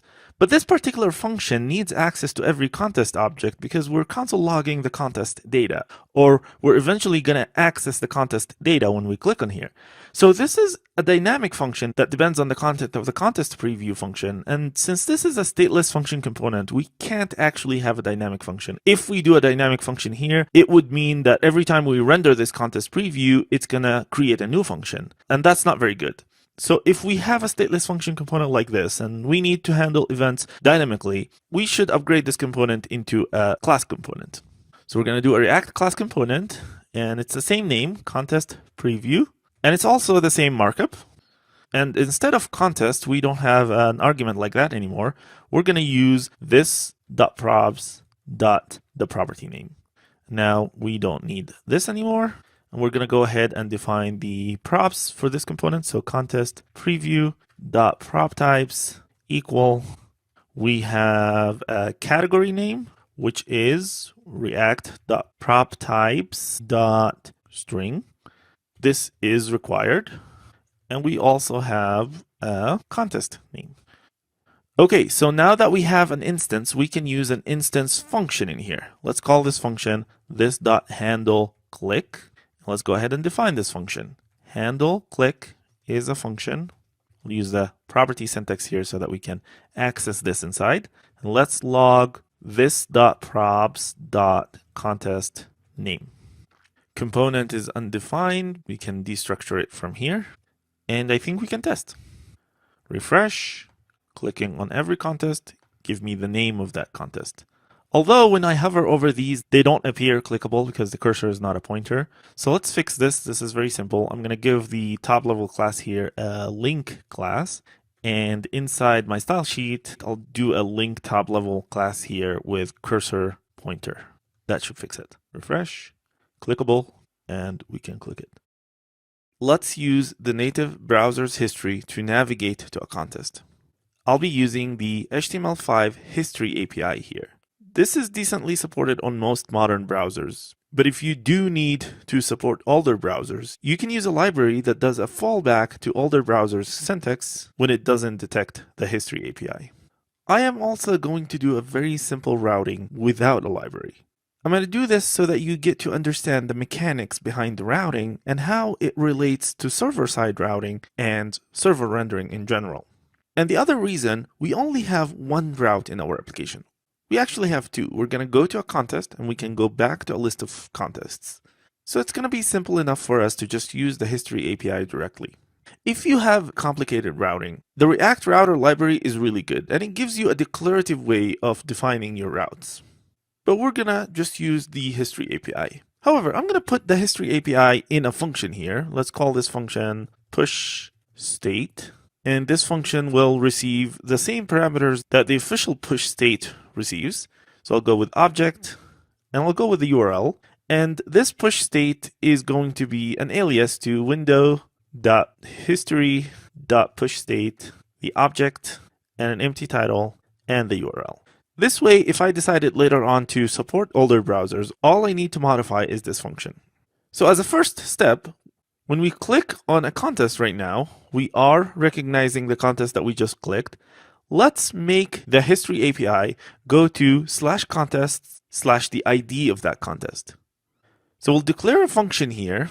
Let's call this function fetch contest. This function will eventually fetch the contest information from the server when we click on it. But for now, it only receives the contest ID. This is a function, and it will use push state to push a history record. First argument is the object about that record, and the second argument is the URL. So the URL is going to be /contest/ the contest ID that we are receiving. And let's put on the state object, let's put the current contest ID, make that the contest ID that we're receiving. And now we want to use this fetch contest when we click on every contest, but we define this here on the main app component because it will eventually modify the state. So I'm going to pass it down to the children component. Let's call this on contest click, and this would be this.fetch contest. And then inside contest list, we're going to receive a new property, this property called on contest click, and this is a React proptypes.function, and it's required. We'll have to also pass it to the contest preview. Let's call this on click. This would be the on contest click property that I get passed, so I need to destructure it here.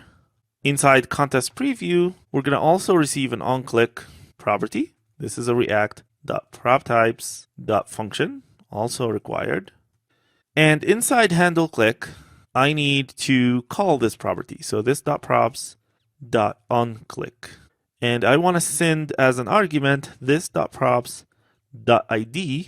However, this is the first time I'm using the ID, so I have to define it here. Prop types .number is required. And I think we're ready to test. Refresh.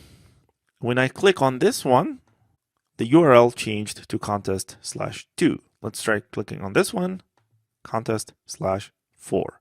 And I can actually go back in history and go forward in history, and the URL is working.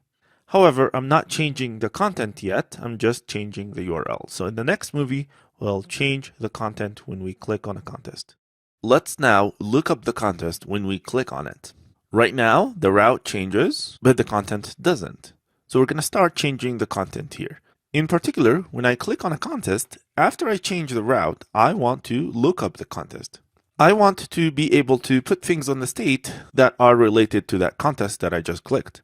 However, the contest structure is an array. So right now, API/contests give me an array.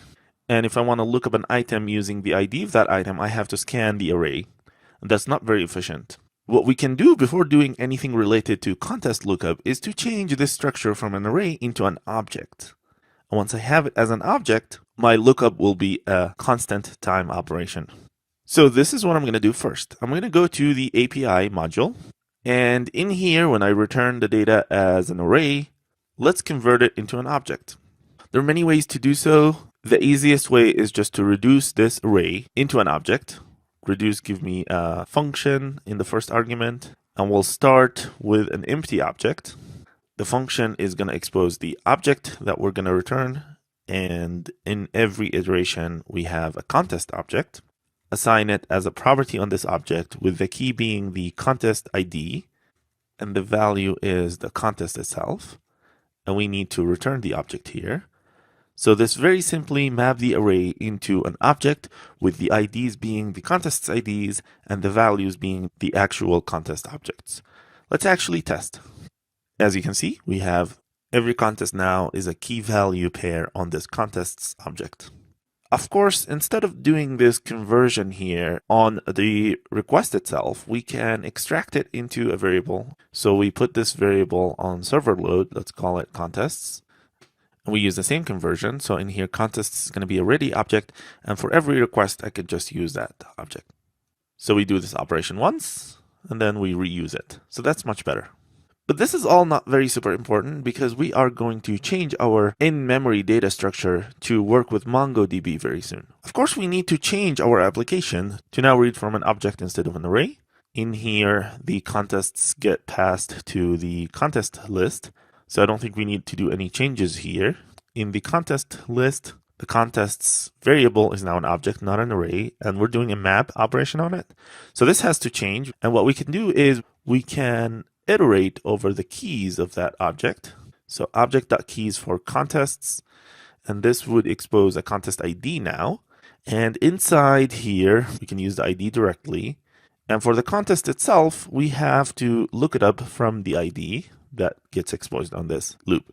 So contests for this contest ID. And also contests here is now an object, not an array anymore.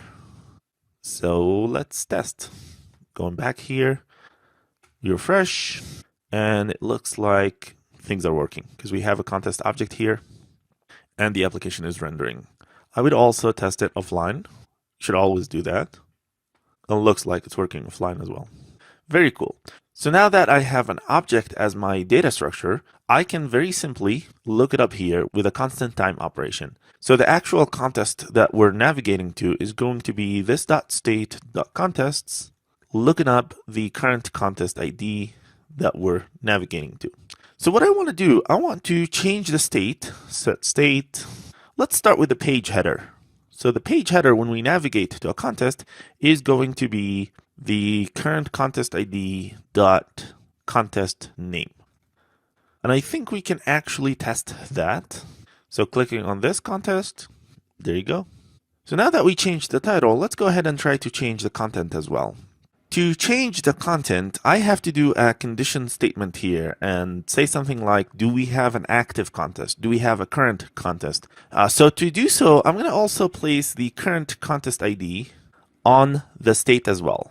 So now when I click on a contest, not only I get the header here, I also get the current contest ID, which means I can replace this with a conditional now and say, if there is a current contest ID on the state, then go ahead and display contest information. Otherwise, display the contest list information. So to do so, I'm going to take this code here and place it in an instance function. So this dot, let's call this current content. So this is a function that I'm invoking directly. So I'll define it here, current content.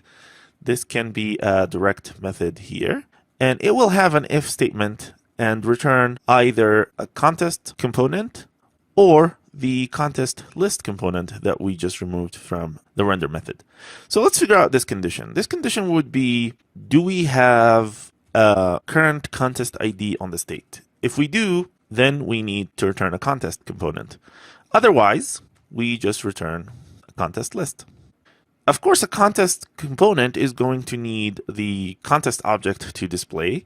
So let's spread a contest object here on this new contest component. This contest object would be this dot state dot contests for this dot state dot current contest ID. And we want to spread this guy in here, just like that. So let's actually create this new contest component. This component will be a new file. We'll call it contest.js. And this component will do a lot of things. It will handle events. So I think it's safer to go with a class syntax. So we have contest, and we need to import React. I'm going to go ahead and destructure both component and prop types. And we need to export default contest. And for now, let's just put a placeholder here and just display the contest ID. So this .props.id, the ID would be contest.proptypes. We're using the ID, which is proptypes.number is required. Proptypes is a value here. And I think we can actually test. Let me fix this small syntax problem here. And we need to import contest. And this is looking good. Let's try and test. So when we click on this free programming books contest, not only do I get the URL change, but I also get the ID of the contest in this new contest component. Let's now fetch one contest information from an API when we click on it. Because right now, we don't go to the server. When we click on a contest, we need to go to the server and ask the server about more information about that contest. For example, its description, and eventually any names that were proposed already on this contest. So let's start with an API. We need to go to /contests/ the ID of the contest to look up a contest by ID. Right now, we don't have that. So this is simple. Under API index, let's introduce a new route. This route will be /contests/ a dynamic contest ID. This is how we do it with Express. And once we actually do the request here, the ID that we put in the URL is going to be available as request.params.contest ID. So really what I want to do is I want to look up a contest here. Contest equal, I'm going to look it up from contests, which is my object, using this request.params.contest ID, and this would give me the contest object. Now, I don't have any extra information about the contest because we're still working with fake data, but let's go ahead and introduce a description field and also fake it with a placeholder. So this way we know that we're actually hitting an API that gives me an extra description field, and I'm just going to render the contest itself here in the API. So let's test that. So we have the big data analytics and a placeholder description. On 4, we have free programming books and a placeholder description. So this is good to go. Once we switch to actual data from Mongo, we just need to change the logic inside these API endpoints. So now in our application, we need a place to fetch this information with Ajax. So let me introduce a new file under source. Call this file api.js. This is where we should place all our API logic. So this is the only file that should import the library to fetch from Ajax. And in here, we'll export multiple functions to fetch different things from the API. So our first function would be to fetch a single contest. And this function is going to receive a contest ID, and it will return a promise from Axios to get this API/contests/ the ID of the contest that we're interested in, contest ID. And let's also just return the data from the response. So it's response.data. So we'll go ahead and just export this. Cool. So now in the app.js, right before I set the state to the current contest, how about we fetch the contest first? So let me import everything from the API, which is /API. And then in here, before I set the state, I'll do an API.fetch contest, give that the contest ID that I'm trying to fetch.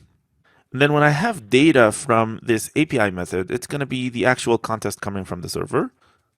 So I'll just do the same set state call inside in here now. However, instead of looking this up from the state, I could just simply do contest.contestName.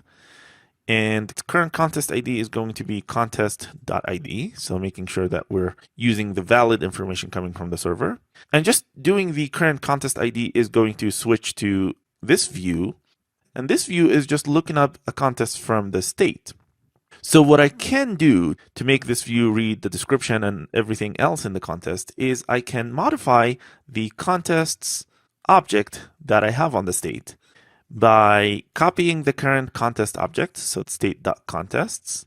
However, the property associated with the current contest ID, so contest.id has a dynamic here, I can set that to the new contest object coming from the server, and that's the one that has the description and everything else. So this way I cache the fetched contest information on the state. And when I start going back and forth, this is going to be an improvement on performance, because if I already have a description for a contest, it will be on the state. So I think this is good to go, except we need a semicolon here. Thank you, ESLint. And now inside contest, we can start using more information coming from the API. So I'm going to go ahead and use the description here. And I have a description, which is a string, not using the ID anymore. And I think we're ready to test. Let's check it out. Free programming books. There you go. It's reading the API. In fact, let's make sure this is happening. Back, refresh. In here in the network, we can see what's going on. So when I click contest, I'm expecting the network tab to show that I am going to fetch one contest from the API. And that's exactly what happened. And you can take a look at what's going on here. It's returning a single contest with a description. Let's do some refactoring. First, let me extract this long line here that fetches a current contest into its own method. I'm going to call this method this.currentContest. We need to invoke it. So current contest is a method that just returns this line, making sure things still work. Perfect. We always refactor in the green state when things are working and you're not getting any errors. So what I want you to think about now is this page header, which we start with a static value, and then once we click on a contest, it actually gets its own value from the contest name. But this page header can actually be computed. We don't need to put it on the state. If we have a contest ID, we're going to read the current contest name. If we don't have a current contest ID, we just go with the default naming contest. So I'm going to actually remove it from the state. And instead, let's create a page header function. So this is very simple. If I have a current contest ID on the state, then the page header is going to be this dot current contest, the function that we just created, dot contest name. If I don't have a current contest ID, then I'm just going to return the default, which is naming contests. And now everywhere we have a page header, instead of reading it from the state, we can read it from this new function. And we don't actually need to set it on the state here. It's computed. So remove. Looks good. So let's actually test this. So refresh. Page header is getting the default value. And when I click, it's getting computed. So this is one item less from the state, which is always a good thing. Only put on the state the things that you can't compute from other things. And if there's something you can compute, instead of putting on state, just compute it. The other thing I want to refactor is in the server render. So in the server render file, we're returning the initial contests to the app.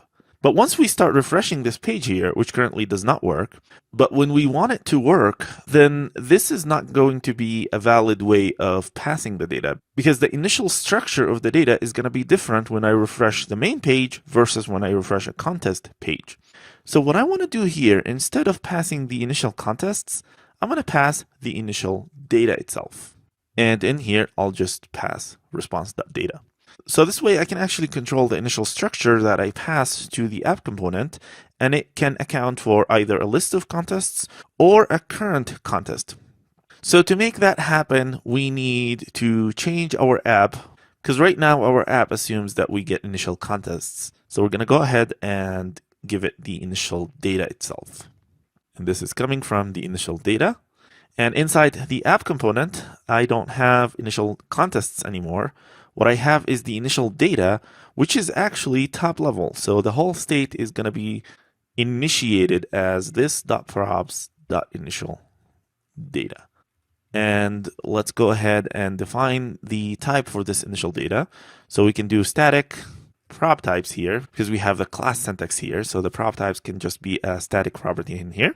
And my initial data is react.proptypes.object.isRequired. And let's make sure this is working. So refresh. Looks like it's working. One more time. Perfect. So now I am ready to refresh this URL and server render a single contest page, which we're going to do in the next movie. Let's now create a server-side routing capabilities for our contest. So when I refresh this page, I want the server to render the content for a single contest as well. Now, right now, we don't have this route because in our Express, we're only handling the slash case. We're not handling the slash contest case. In Express, we can pass multiple routes. So we'll want to handle the slash, and we also want to handle the case where we do slash contest slash a dynamic value here, and we'll call it contest ID. So this way, our application is going to handle both of them. And in fact, if we refresh right now, it will just render the list of contests. So the route is being handled, but we need to have a logic on the server that says, well, if I'm requesting a slash contest slash one, then you should render a different application state. So with this rendering here, I have request.params.contestID, and let me actually just console log this. So this way, when I refresh this page, in the console log, we'll see the contest ID. But when I refresh the main page, in the console log, we'll see undefined. So this contest ID value can actually be our conditional logic. If I do have a contest ID, then I am navigating to a single contest page. If I don't, then I am on the home page. I can also read the route itself, but for simplicity, I'm just going to use the contest ID. So I'll pass this contest ID as an argument to server render, so that I get to do different things in server render. So in server render, this is going to receive a contest ID. And based on the contest ID, my API URL is going to be different. And also, the initial data is going to be different. So I'm going to create two functions here. First function is to get the API URL based on the contest ID. So this receives a contest ID, and it will return something. And the second function is to read the initial data that I want based on what I'm requesting. This is also going to receive the contest ID, and it will return something. So the API is simple. We basically want to return the current URL. That's the default case. So let me return this guy. But if I do have a contest ID, then my API is going to be a little bit different because it will return this guy and appending the current contest ID that I want, which is contest ID. So this way, the get API URL can be used for both cases. So I'm just going to use it here. Get API URL, and it expects the contest ID coming from the URL. Now the get initial data is a little bit different. The get initial data is actually going to need the response data. So I'm going to make it into a second argument here, call this API data. And we're going to go ahead and retrieve it here. So in here, we're going to do initial data equal get initial data, and I'll pass the contest ID and the response data, so response.data, and I'll use it here instead of response.data. So initial data, and here as well. So the default case is to return the list of contests, and this would be coming from the API data itself, dot contests. That's what we had before. However, if I do have a contest ID, then my data is going to be slightly different. I need to return an object that has the current contest ID. And this is coming from API data.id, because in this case, the API data is going to be a single object that represents a single contest. But this is not going to be enough to render an actual contest. I also need to render the list of contests here, because my React application actually computes the current contest from the current contest ID. So if you remember here, the one that we just did, current contest. So I have to have the object structure for contests to be able to look up the current contest. However, in here, when I read this API, the API data is going to represent a single contest. So I don't have a list of contests to work with, but I can fake it. I can return an object here with just one contest that represents the current contest. So basically, I want the ID here to be API data.id and the value to be the API data itself, because it represents a single contest. And this is an equal sign, not an arrow. And looks like this is good to go. So one more time, we are passing the contest ID here, and then we're reading two things. We're reading the API URL based on this contest ID, and we're reading the initial data based on this contest ID. The API URL is going to be either /API/contests/ the contest ID that we just passed, or in general for a list of contests, we're reading this API endpoint. The initial data is going to be either the default, just the object of contests, or it's going to be a current contest ID that also lists an object of contest that only has one contest. So I think we're ready to test. So if we refresh here, we are getting the list of contests.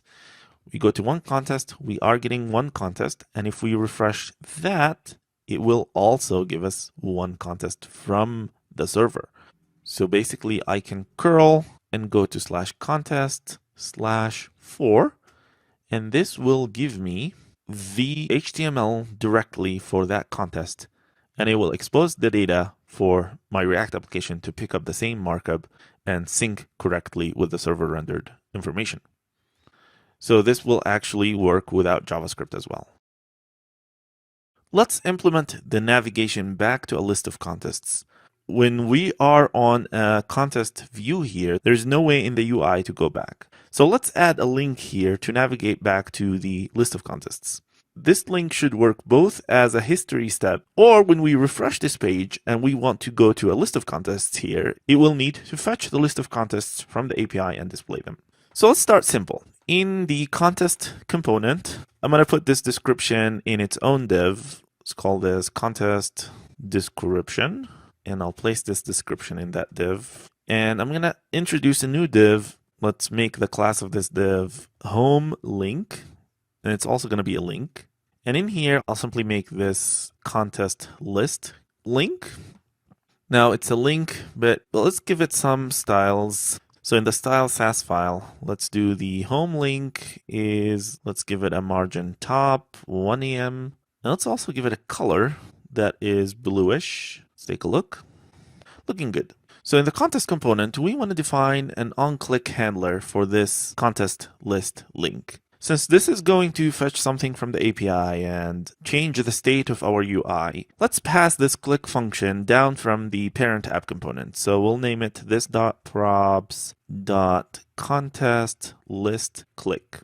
So this is a function. So we want to do contest list click is prob types dot function dot required. And this is looking good so far. So let's go back to the app component. And inside the contest component, we're going to define a contest list click. And this contest list click is going to change the state of our UI. So we actually need to go fetch the list of contests every time we click on this contest list. And once we have the list of contests back from the server, we want to change the state to reflect this click. So let me go to the API file where we manage all our API calls, and let's introduce a new function to fetch the list of contests. So we'll call this fetch contest list. This will not have any argument, and the API is simply /API/contests. And the response is going to have an object, so let's just return the contests themselves from that object. So now back on the state, just like I have a fetch contest call here, we're going to have another one. We'll call this fetch contest list. Also will not receive any argument. And we do need to push to the state the new URL. So the new URL is going to be just /, and we want to make this null.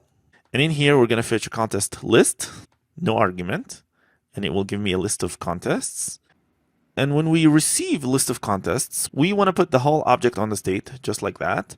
And we also want to make this into null. Otherwise, the UI is not going to change. The only way we can force the UI to render a list of contests is to not have a current contest ID. So this is going to be null. And actually, in here, in the handler, we can directly call this .fetch contest list. Fetch contest list is going to change the browser history. So it will take us back to / here. And then once we have a response from the server, we are resetting the UI of the state. So we don't have a current contest ID. We're back to the contest list, and we do have a list of contests coming from the server. So I think we're ready to test. Let's refresh. I'm expecting that when I click on this contest list, there will be an API call to /API/contests, and the UI is going to change to the list of contests. Let's test. There you go. API/contests, and we have the list of contests. Let's handle the browser navigation. Our application works very well with our own links, but when we start hitting the back and forward button, it doesn't work very well. The only thing that changes is the URL itself. The content does not change. This is because we're not handling the pop state event in the history API. So let's fix that. The syntax is window.onPopState, and you give it a function. I'm going to do that inside component didMount to make sure that we have DOM to work with. So this is a function, and this function will give me access to the pop state event in here. Let's just console log that event to take a look at it. So now let's refresh, go to one of the contests, and then go back. And you'll see that in the console, I have a pop state event. And what's important about this event is that we have the state here. And the state here is null. Let's do one more navigation. Let's navigate forward. And I have another pop state event. And now the state here does have the current contest ID. So when I'm navigating back and forward here, I have access to this event, and I can detect if I'm on a contest ID or I don't have a contest ID if I have a null state. However, instead of handling this directly here, let's also extract it into its own handler. So let's call this handler onPopState. And I'm going to make this into a function that receives a handler. And in here, I will just assign the onPopState this handler that I just received. So now back in component didMount, instead of doing this directly on popState, we can call this onPopState handler and pass it the function that we want handle. Let me actually console log event.state, because that's what I really care about. So refresh, click. So back to a single contest, I have the current contest ID, or I have a null object. So here are all the cases that I need to handle. I either have a current contest ID, or I have a null contest ID, or I have a null state. So basically, I want to read event.state and making sure that if we get a null, then initialize it with an empty object, and then read the current contest ID. And this would give me either a null or a number. So I'm going to take this and I'm going to put it inside a set state. Basically, the current contest ID is this guy. So whenever we navigate back to a null contest ID, it will show the list of contests. And navigating forward, when we have a contest ID, it will show the contest page. Now, I don't have to change anything on the list of contests that we have inside the contests object, because that's not going to change between navigation. I'm always reading the current contest information from the list of contest objects. Let's test. So click, click, and then let's click back. And it showed the list of contests, but I think we have a bug. It should actually show all of them. So let's debug in here. So at first, looking at the React Dev Tools, we have all 4 contests. And when we click on a contest, it looks like the contest object gets reduced to just 1 contest. That's actually wrong. It should have all contests here. So let me validate that this is the problem. Again, just 1 contest. So I think when we click on a contest, on contest click, we are fetching the contest information. Let's take a look at fetch contest. Fetch contest changes the state, and then it fetches a single contest. And when we have the contest information back, it sets the current contest ID, and then it initializes the contests, but this should be contests. So I think this is the problem here. It was just misspelled. This should be contests. Let's test that this solves the issue that we just observed. So contests are 4 objects, and when I click on a contest, they should remain 4 objects, but only the current contest ID change. So I think now this will fix our navigation problem. So I'm going to click on a contest, and then I'm going to click back, and this show me all the contests. And if I click forward, it should show me the contest that I was on. One more time. Let's start from here. Go to contest 1, go back, contest 2, go back. And now, if we go back, we should be on contest 2. Go back 1 more step, we should be on the list of contests. Go back 1 more step, we should be on the contest 1. We can also go forward. Very cool. So the navigation seems to be working very well. So we are registering an event for the pop state. And remember, every time we register an event, we have to clean it in component will unmount. So I'm going to actually trigger this problem for you. Let's go back to our timeout trick. And after 5 seconds, let's go back to rendering something else. And this will force the component to be unmounted.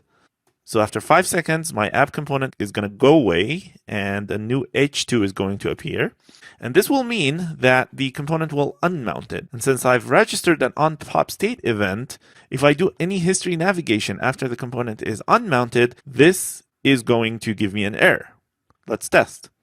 Refresh, navigate a little bit, wait for the component to go away after 5 seconds. And now if I go back, I get an error because I have not cleared this event that's registered on the pop state. So the solution for this is simple. In component will unmount, register another event on pop state, and this event is just null, which is the default. We don't have anything on pop state. And let's actually test. Navigate a little bit, wait for the component to go clear. And now if I navigate, there's nothing to do because my onPopState handler is null. Looks good. So let's clear this timer test. And I think we're ready to start working with the database now. So in the next chapter, we're going to start with a test script that loads more data into the database and will change our API to read from the database instead of the fake in-memory data structure that we've been using so far. Let's work with a real database.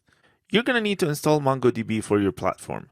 In the Download Center, you should see downloadable for all major platforms. On Mac, I find it a lot easier to install Mongo with Homebrew, so this is what I did on my machine. So once you install it, make sure that the MongoD is running, and make sure you can access Mongo with the Mongo command. The default database is test. To load some data into Mongo, I prepared a load test data.js, and I configured it to load into this test database. To get this script and the configuration, I've tagged this point in the code as v7.1begin. Added a MongoDB URI configuration, which points to the default test database, and the load test data script. Remember that in package.json, we already have the MongoDB dependency installed. So all we need to do to run this load test data script is to run it with Babel node, load test data. And you should see 4 contests and 6 names.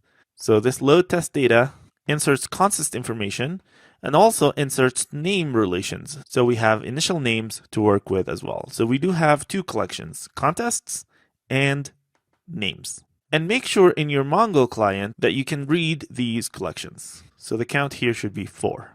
So once we have the data in the database, the next step would be to change our API to read the data directly from the database instead of the in-memory data that we have here.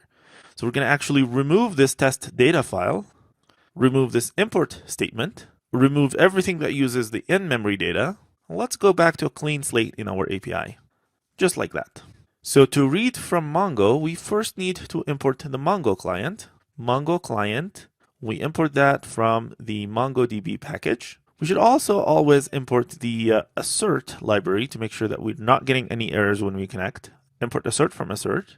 And whenever we need to connect to Mongo, we need to import the configuration. So import config from /config. We're inside the API level. And the first thing we need is a MongoDB object. So we start with an empty object, and then we go with Mongo client.connect. We connect to the config.mongodb URI, and this call gives me a callback. And in that callback, it exposes an error first, and then the connected DB. So we always assert equal null the error. This will raise an error if we do have an error. And if we don't have an error, then I have a successful connection to MongoDB, and I'm just going to assign it to the global object here. So now inside my routes, I have access to the MDB connected object. So let's read the list of contests from Mongo. To check the syntax that you can use, you can see the Node MongoDB native driver at GitHub. You'll see examples to insert document, update document, delete document, and find all documents. And find all documents is what we need. So we're going to start with MDB, the connected object, dot collection. And our collection here is contests. This is what we inserted in the database. And I'm going to find all the records. And then this gives me a promise. And I can either do a toArray on the promise, or I can do a .each and loop over every record. I don't need to return an array here. If you remember, we converted our contests into an object structure. So what I'm going to do instead is I'm going to loop over the documents. So this .each method allows me to loop over all the documents returned from the MongoDB find statement. This .each method give me an error first, and then give me access to a single item from the loop, which represents a single contest. However, this is all still async, so I can't really respond in here. I have to respond from within the each call. So what we do in this case is we start with an empty object. Let's call this contests. And then in here, in every iteration of the loop, we add a record to contests. So this would be from contest.id, and this would be contest. And we should definitely assert equal null error. Always do that. But in here, we can do an if statement that basically says if I don't have a contest object, then this means that I don't have any more contests to process. So I've processed all the contests in this case, so I can safely respond with the contests that I processed, all of them, and I can return here so that I don't execute this other line one more time. So let's actually go ahead and test this. So to test, we're going to go to localhost/API/contests.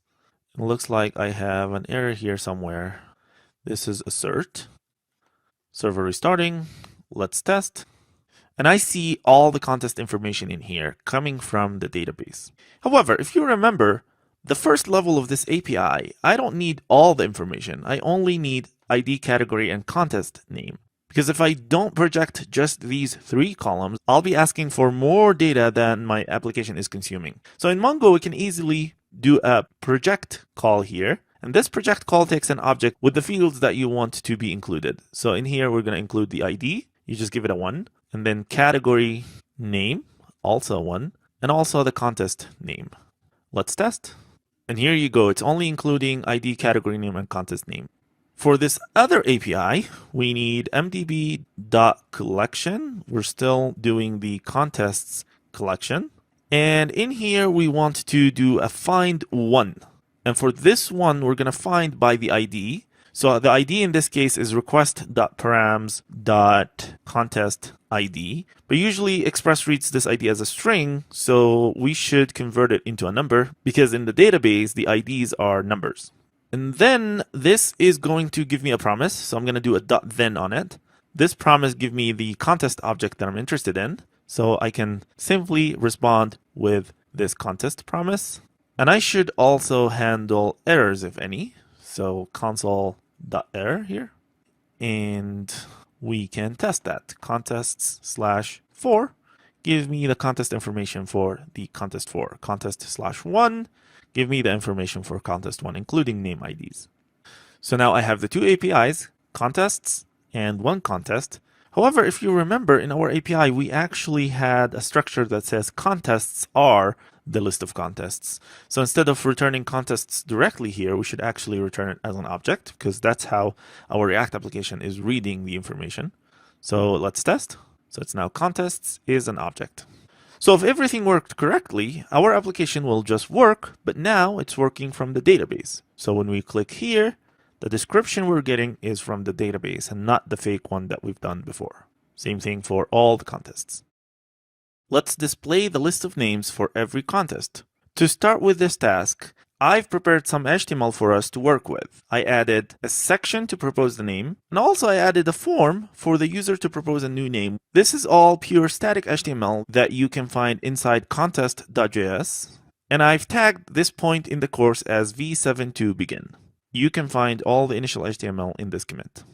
So the first thing we need an API endpoint to fetch the list of names. Because right now, our API only exposes the name IDs.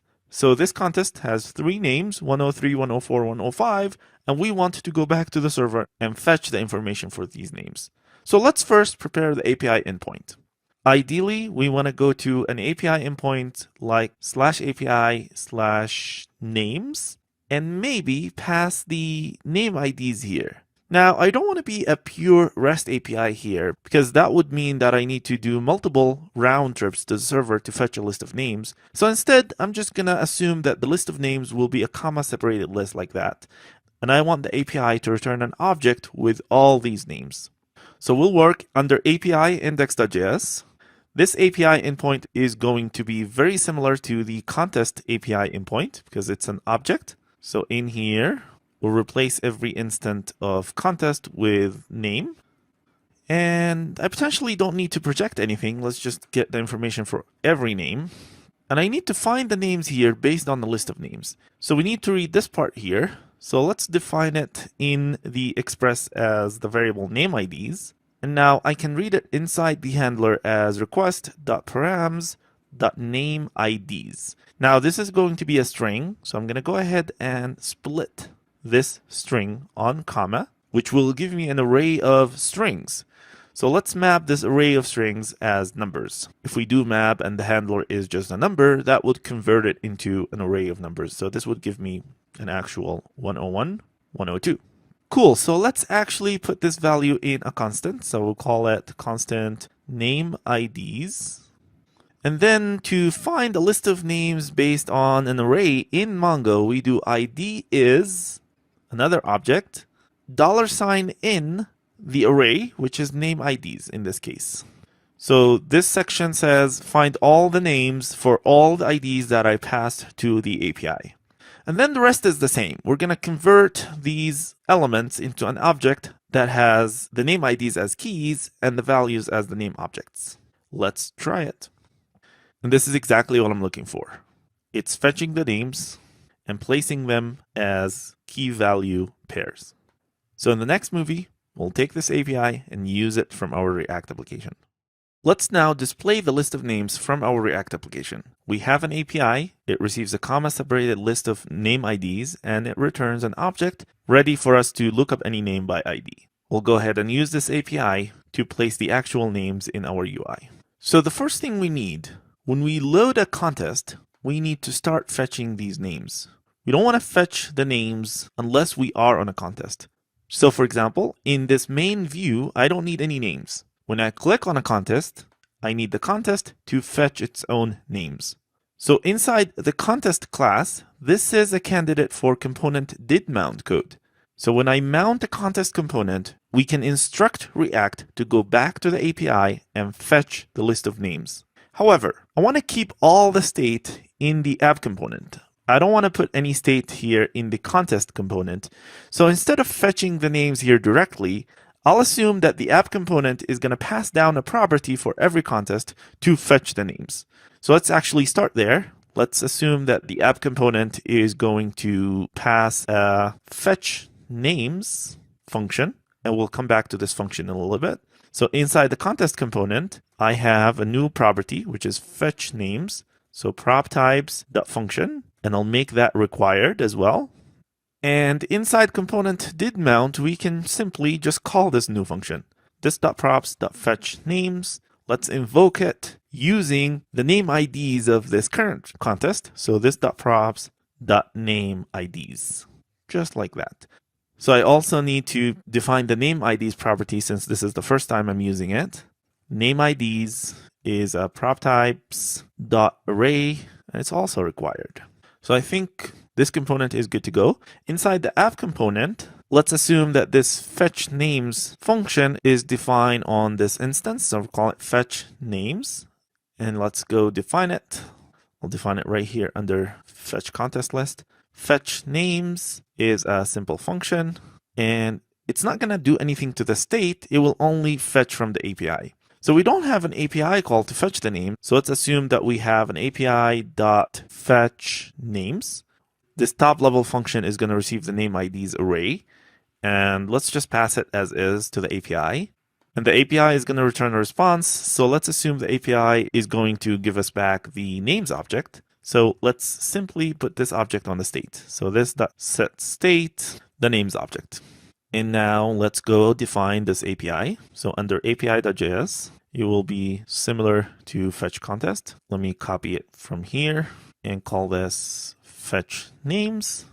It will receive a name IDs array, and it will go to /API/names. And in here, let's go ahead and use name IDs.join because it's an array. Let's join it with a comma. So the response is going to be in this shape. So let's return response.data.names directly. Cool. So let's actually test all that. We're still not displaying the names, but we can test that we are accessing the names on the state. So now if I refresh, I get the list of names here on the state. Very cool. So now all I need to do is use this structure to look up the actual names of this contest. Now I need to do the lookup in here. In fact, let me actually start the code in here. So I'll keep just one item. And in here, we're going to start with this.props.nameIDs. And I'm going to map this into the actual names. So this is going to give me a single name ID. And I want to map every name ID into an LI that displays the actual name here. So let me actually test that this is working. Just by typing name ID in there, and it looks like this is working. We have 101, 102, and we just need to look it up in here. Now, I have two major options here. Because the name structure is in the app component, I can pass it down here to the contest, just like that. Names is this.state.names, and then do the lookup in contest itself. Or I can pass in a lookup function, so lookup name, and I'll have the contest component just invoke that function to look up a name on the state. So we'll use this.lookupName here. Let's actually go ahead and write this function. LookupName is going to be a function that receives a name ID, and it will simply return this.state.names for that name ID. And now I have a new function on the props here. So LookupName is a function that is also required. And I can simply use it in here directly. So we can do this dot props dot lookup name for this name ID. Now this is all good, except there's one problem.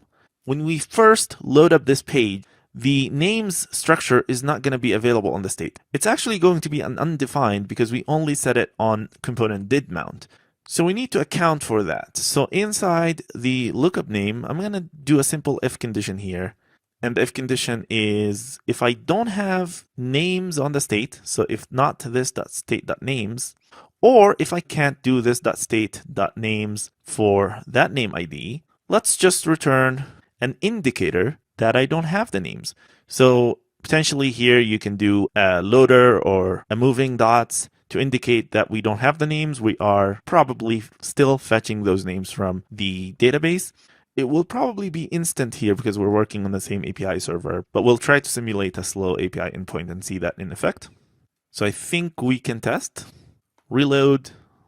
It looks like we have an error. So let's take a look at that.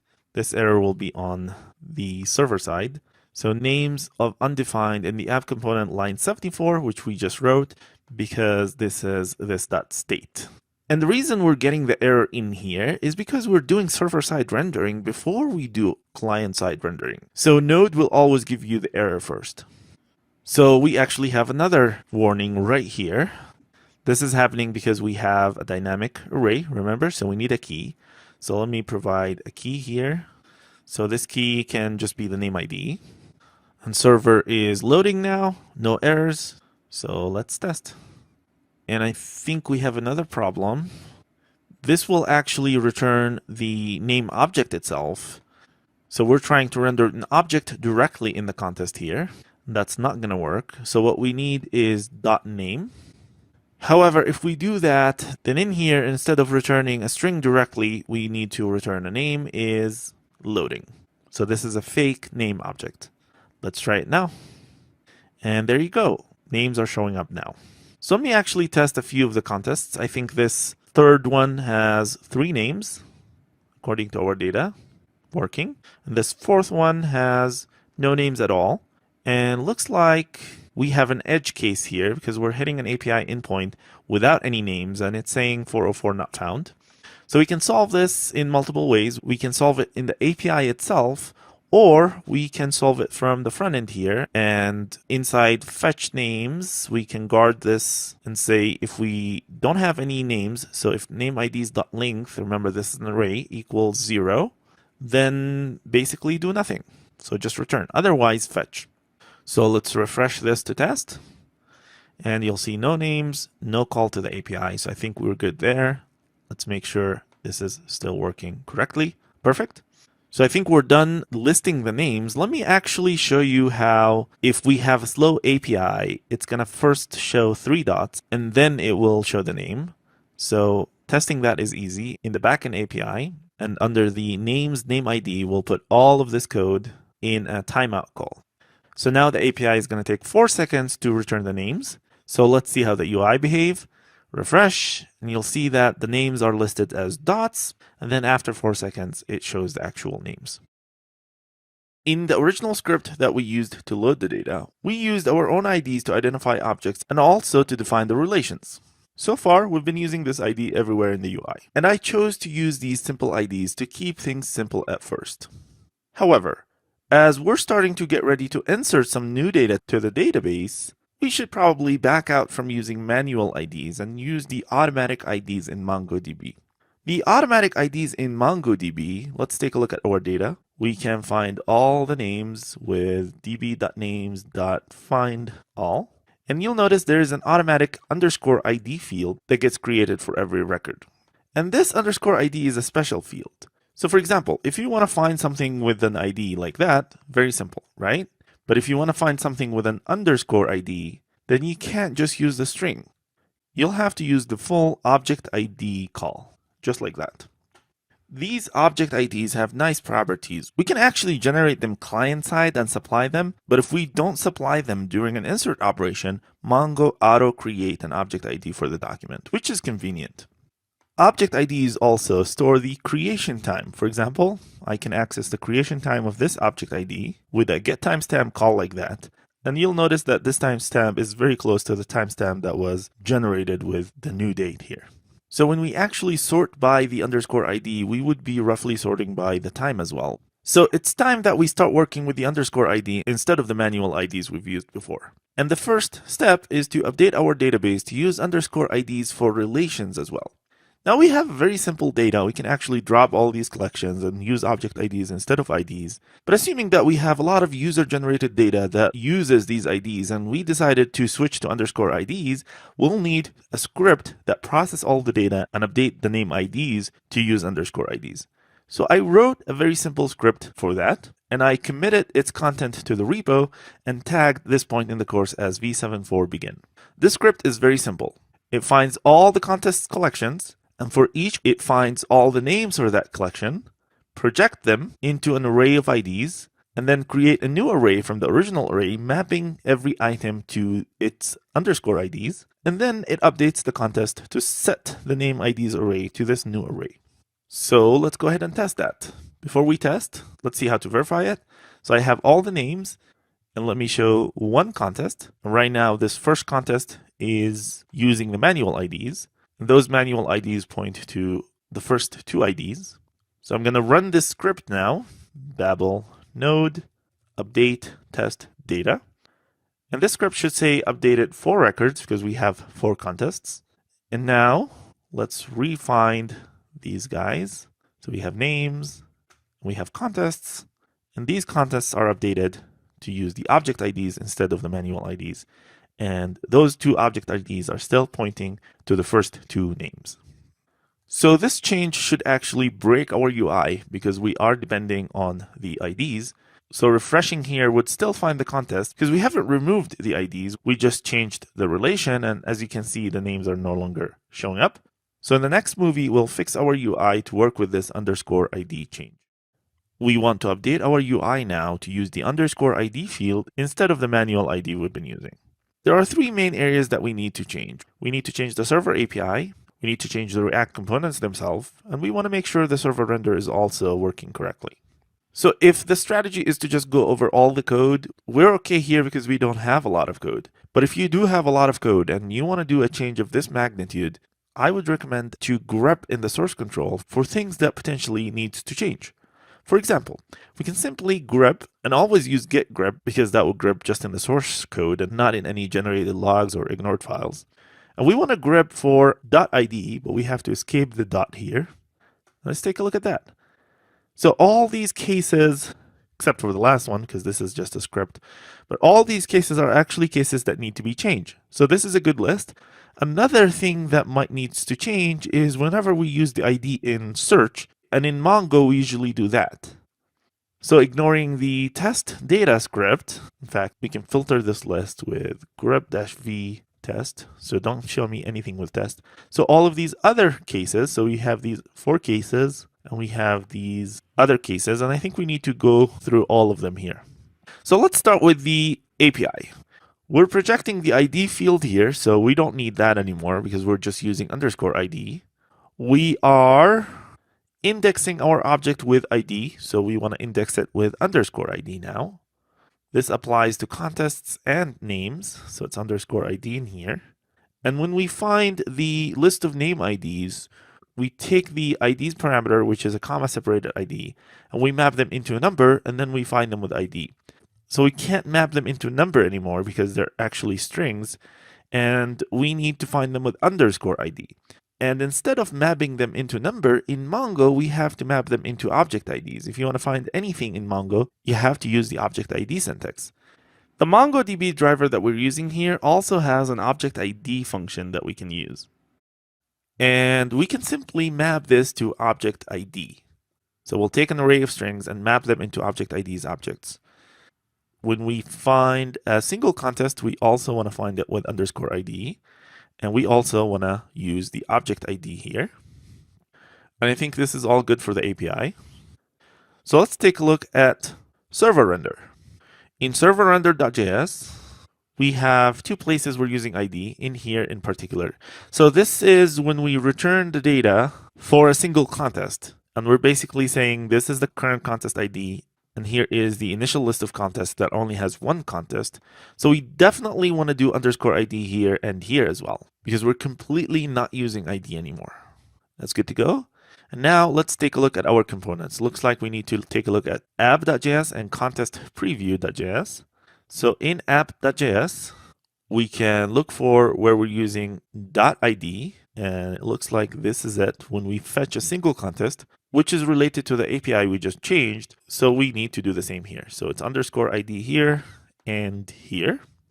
And I think these are all the cases in here. And then in contest preview, we are using the ID here. And when we when we click on a contest preview, it fetches that contest. So we definitely want to use underscore ID and use underscore ID in here as well. And the underscore ID here will be just a string. So when it gets exposed by the API, it will be just a string. Cool, so I think we're ready to test. The first thing we should test is the API itself. So let's test both API endpoints that we're using. So we have API/contests, and this one is now indexing with the object ID instead of the manual ID, and I don't see ID anymore. And if we go to one of the contests, so let's go to the first one, we now go to it like this. And it looks like the API is working. Let's make sure that we can use the names endpoint. That endpoint would be /names/value, comma separated another value. And this is working as well, and it's indexing everything with the underscore ID instead of the ID. So I think the API is working correctly. Let's test the application. This one will definitely stop working. We're now not fetching with the ID anymore. So actually, I would expect this to fail, and it did. But it actually didn't fail very well. This route should say 404, not found, right? But right now, it's not returning anything, so we should definitely fix that. But let's test our change first. The initial list of data is rendering. But we should also definitely always test offline as well, because we are using server render. Server render is working. So let's go ahead and click on one of these. And the URL is using underscore ID now. And the names are loading with the underscore ID as well. So let's take a look at the case when we have an invalid ID and figure out why it's not returning an error and fix that. So let's track the error that we're getting here. Request failed with status code 500. So that's actually not accurate. We shouldn't really fail with 500 here. We should fail with 404 and send 404 to the user. So let's take a look at our server.js. So in server.js, we are trying to render something. And if we have an error, we just console log it. So that's probably what's going on. Let's fix it. So when you have an error, let's handle it with response.sendError. I want to actually see the error in the UI first. So response.sendError.toString. And let's take a look at that. And now it's responding with 500 to the user, which is a little bit more friendly. But maybe we should just respond with 404. So we can do status 404 instead of 200 OK and send a message to the user, something like bad request.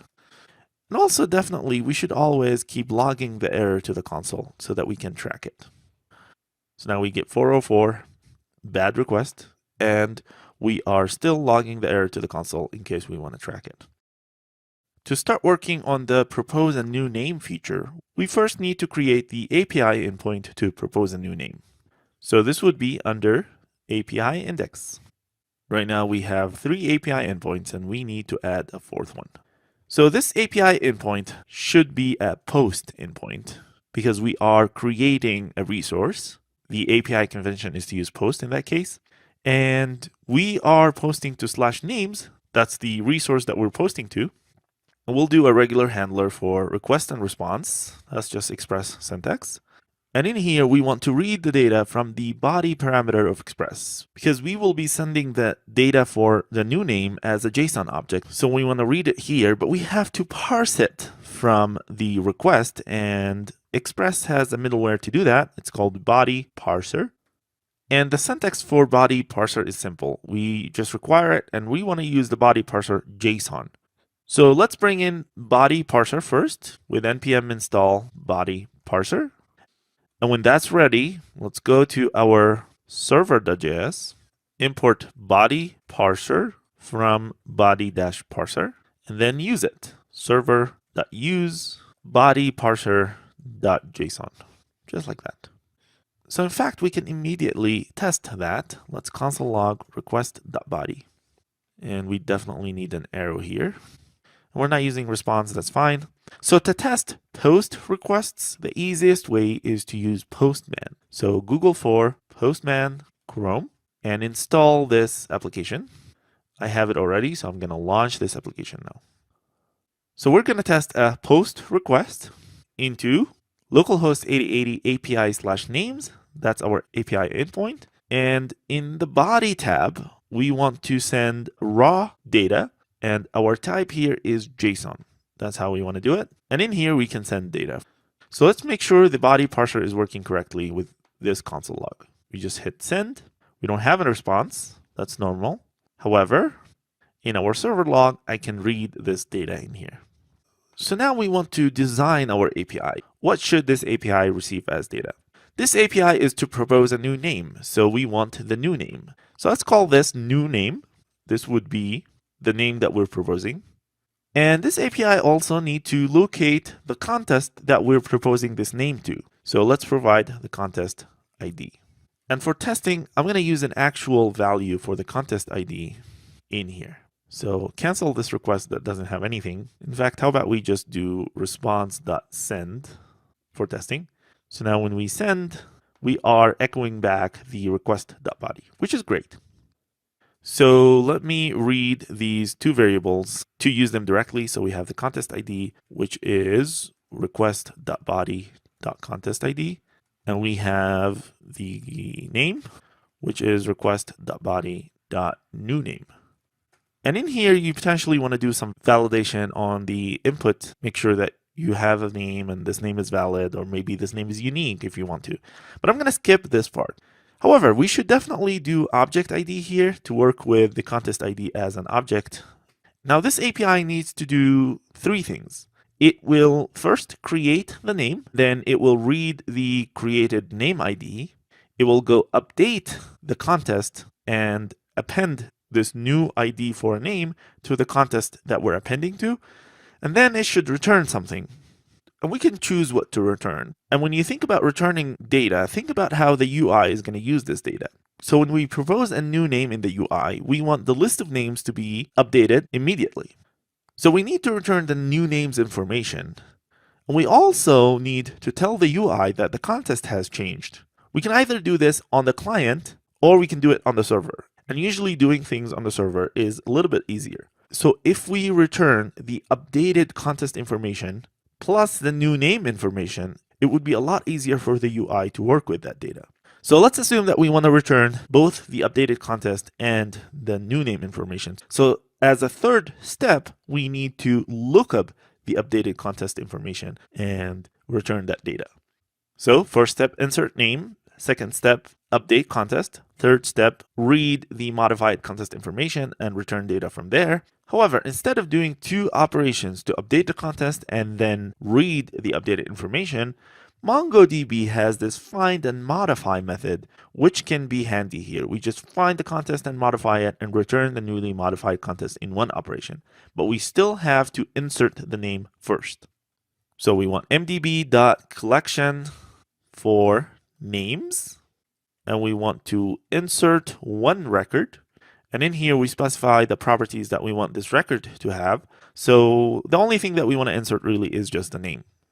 And remember, Mongo is going to auto-generate an ID for me. So in the promise for this operation, Mongo is going to give me a result object. And what I want to do inside this promise is go ahead and do the MDB collection contests dot find and modify. This find and modify has a little bit of weird syntax, but let me go through it with you. The first argument is the query that we want to find an object for. So we want to find the contest by its ID. And in here, we just have the contest ID, which we already converted into an object. The second argument here is the sort. In case the first argument returned many records, how do we want to sort these records to pick the first element to modify? So we don't really have to do this. So I'm just going to specify an empty array. The third argument is what do we need to modify? And in our case, we want to modify the name ID's property in the contest and push the newly generated name ID. So the syntax to do that in Mongo is to use $push and specify an object here. And in that object, we say push to the name ID's field, the newly generated name ID, which we can read from the result object in the promise. So in here, it will be result.inserted ID. So in this result object, it exposes an inserted ID property, and this inserted ID will have the automatically generated _ID object.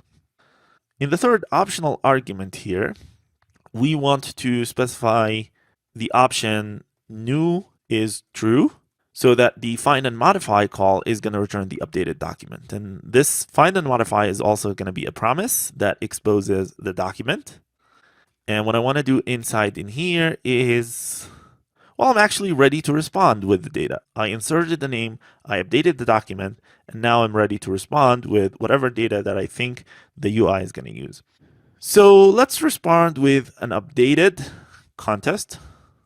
This is the document.value here in the promise. This would be the actual document that we updated. And let's also respond with the new name object. Let's make this into an object and respond with _ID. This is a newly created ID. This is the same thing, result.inserted ID, and also the name itself, so that we confirm that we just inserted this name. And we should handle the error in these promises. So I'm going to catch. And let's see, why do we have this problem? Oh, it's just a return value here, so we don't need a semicolon. And I think we're ready to test that. So in Postman, it's going to be the exact same thing.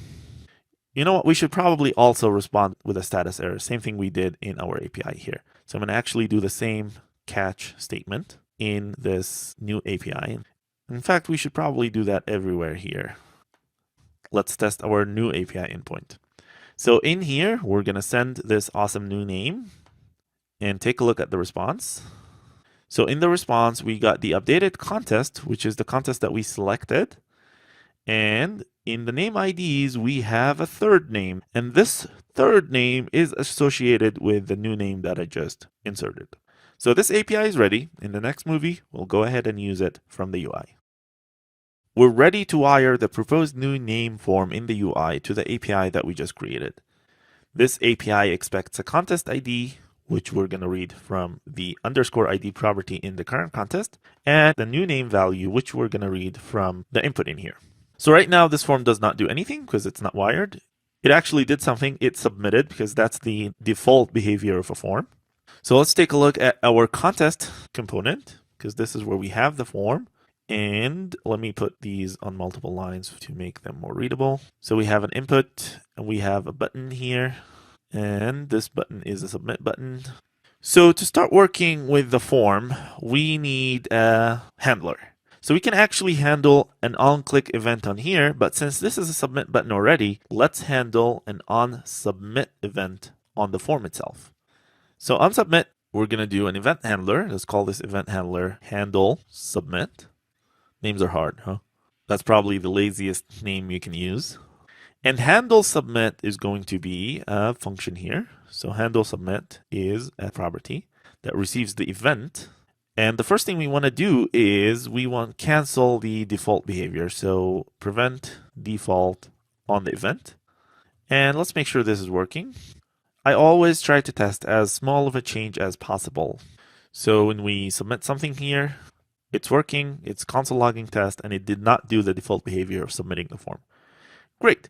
So the next step for us is to read the value that the user typed. And we can do this in multiple ways. I'm going to go with the easiest way, which is to read it from the DOM directly.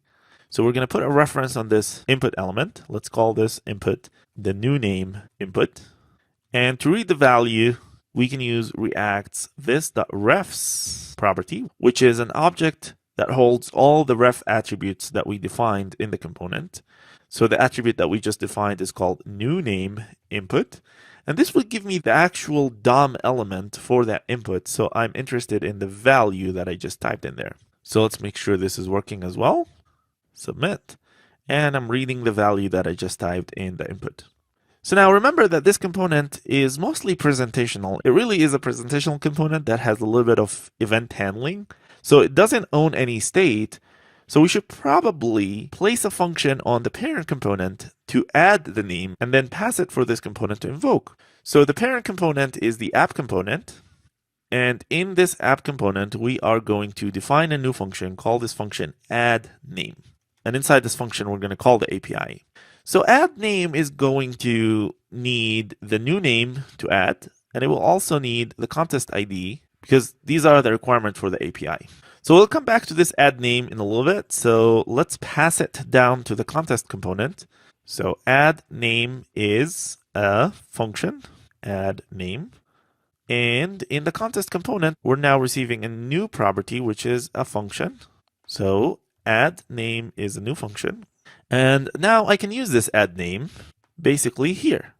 So instead of console logging this, we're going to do this .probs.add name and pass it the new name value that we just typed. And we also need to pass it the _ID property for this component. So this .probs._ID. Now this is another property that we need to define. So _ID is string is required. I really think is required should be the default here, but unfortunately it's not. So we'll have to specify is required in everything that we require. Cool. So now we need to define an API for this add name. So we definitely want to export that as well. So add name, and we know that this receives a new name string and it receives a contest ID string as well. And in here, we want to return an Axios call, but this time it's a post call, not a get. And we're posting to simply /API/names. However, we're also posting data in here. And Axios by default will take this second object that we specify and send it to the request as a JSON object. So in here, what we really need is the new name string and the contest ID exactly as we define them in the API. Axios is going to give me a promise. So let's do a .then on it, response. And in here, I want to just respond with the data because we prepared the data to have both the updated contest and the newly created name object. This is looking good. Let's go ahead and use it from the app component. So in the app component, we are importing star as API, which means we can just call this API method, api.addName, pass it the new name and the contest ID. And in here, it will give me a promise.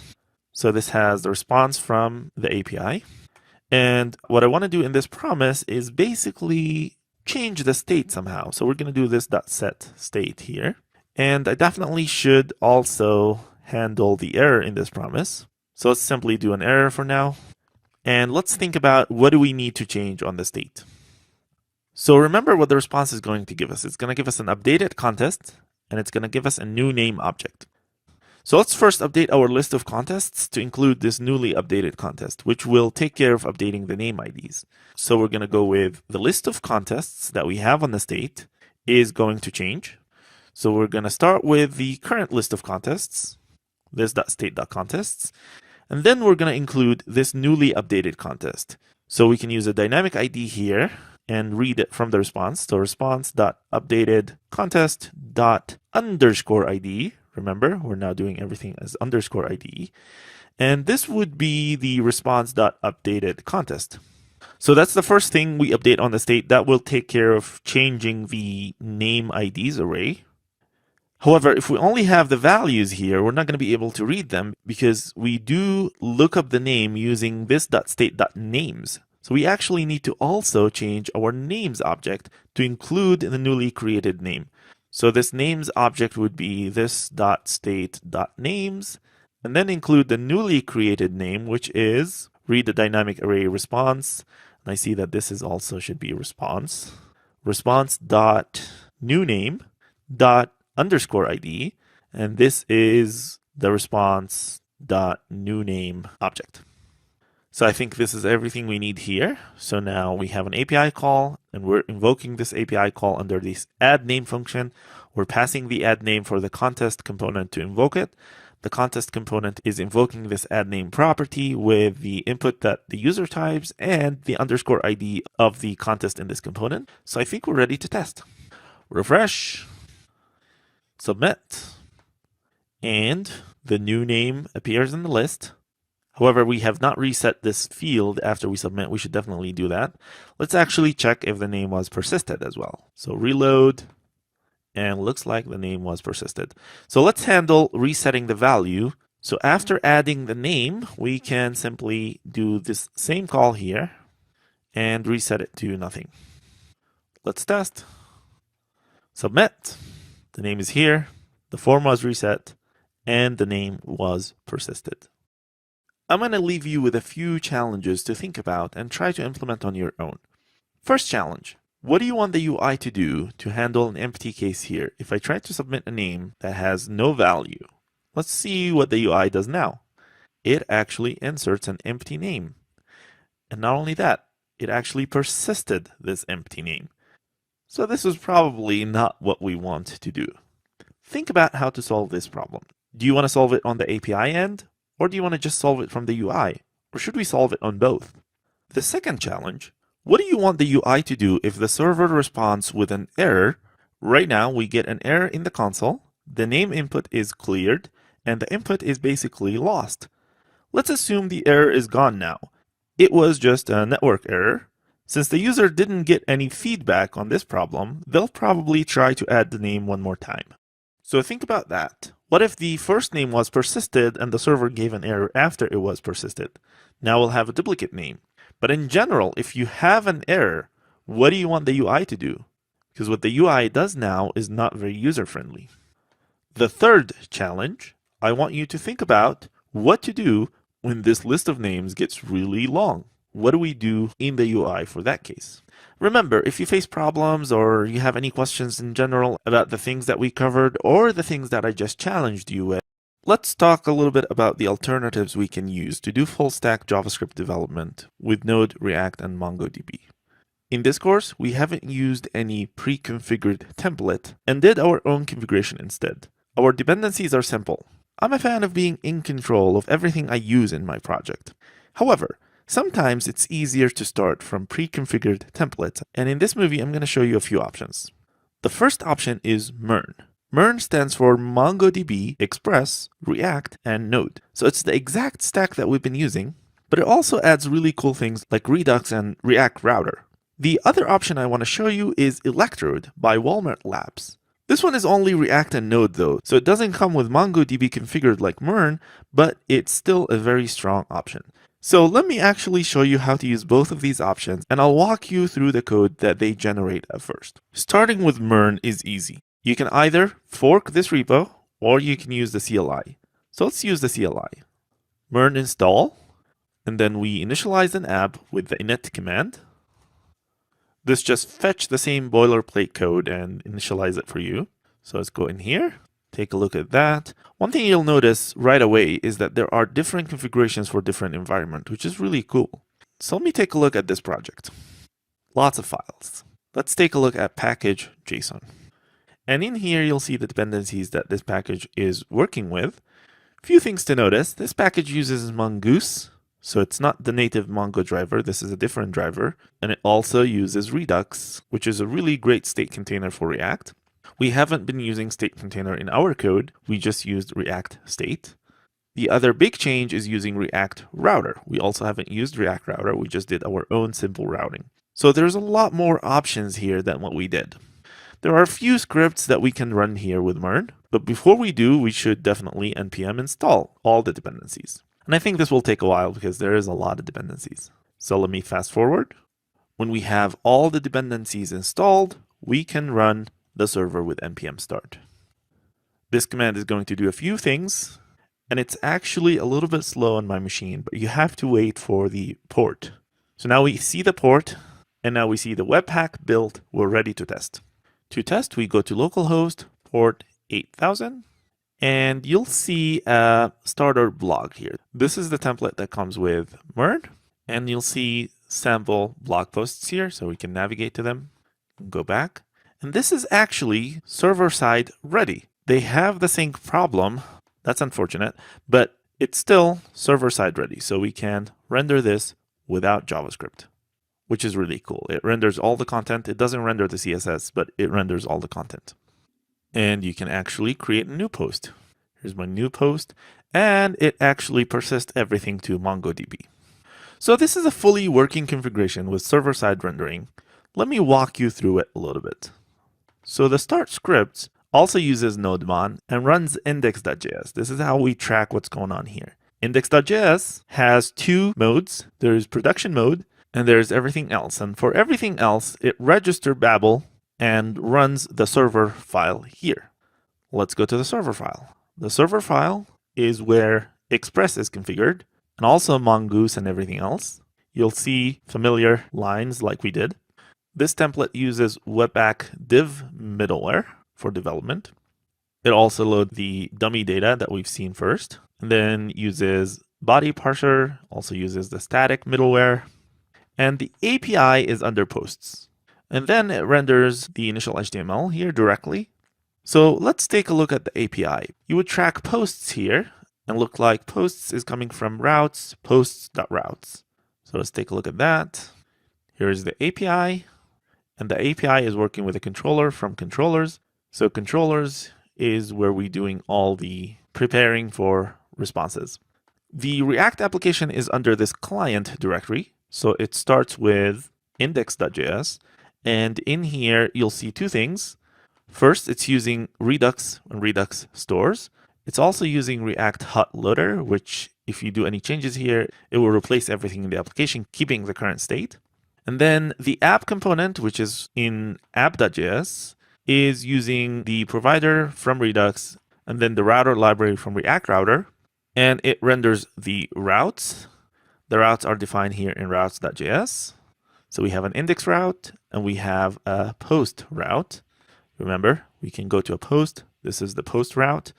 And both of them just render a component, which you can find in here.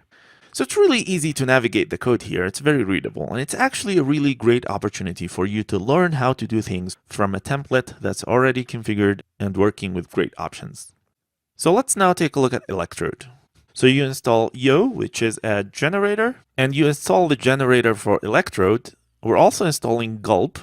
Once you have these globals, you want to create a directory for the application and then run the generator for Electrode. This is going to ask you a few questions. You can use the defaults. And here are all the files that get generated. Definitely much simpler than MERN. But again, MERN is doing a lot more than Electrode. Once the generator is done, we can start the project with gulp dev. And when this command is done, we can navigate to localhost port 3000. That's the default for Electrode. And you'll see a React application with some state. And this state is actually managed with Redux. And similar to MERN, this is also server-side render ready. So it renders HTML if you don't have JavaScript. So let's take a tour of this code here. The package.json file, you'll notice that most dependencies are actually other NPM packages by Electrode. So it's actually a little bit harder to see what's going on here because there's a lot of other packages to explore, but let's take a look. So we have a server directory, and this is where the server runs.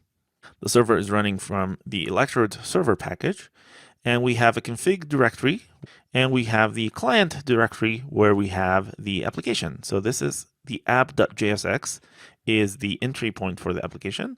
And this is also using React Router and Redux.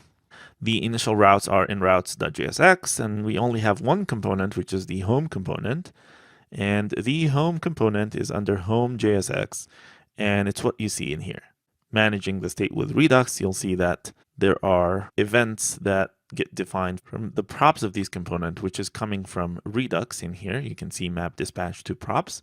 So you can see toggle check, for example, or increment number. Let's take a look at increment number. Under actions, you'll see increment number, which just dispatches a simple increment number. You'll see under reducers that this increment number is handled for the state, and the view subscribe to the store state, and it will re-render when the state changes. So the client side here is actually much simpler to navigate. And by the way, Redux is an excellent next step after this course. So you want to take a look at Redux and see the value it offers. It's really simple to learn and use, and it's definitely a great next target to learn after this course.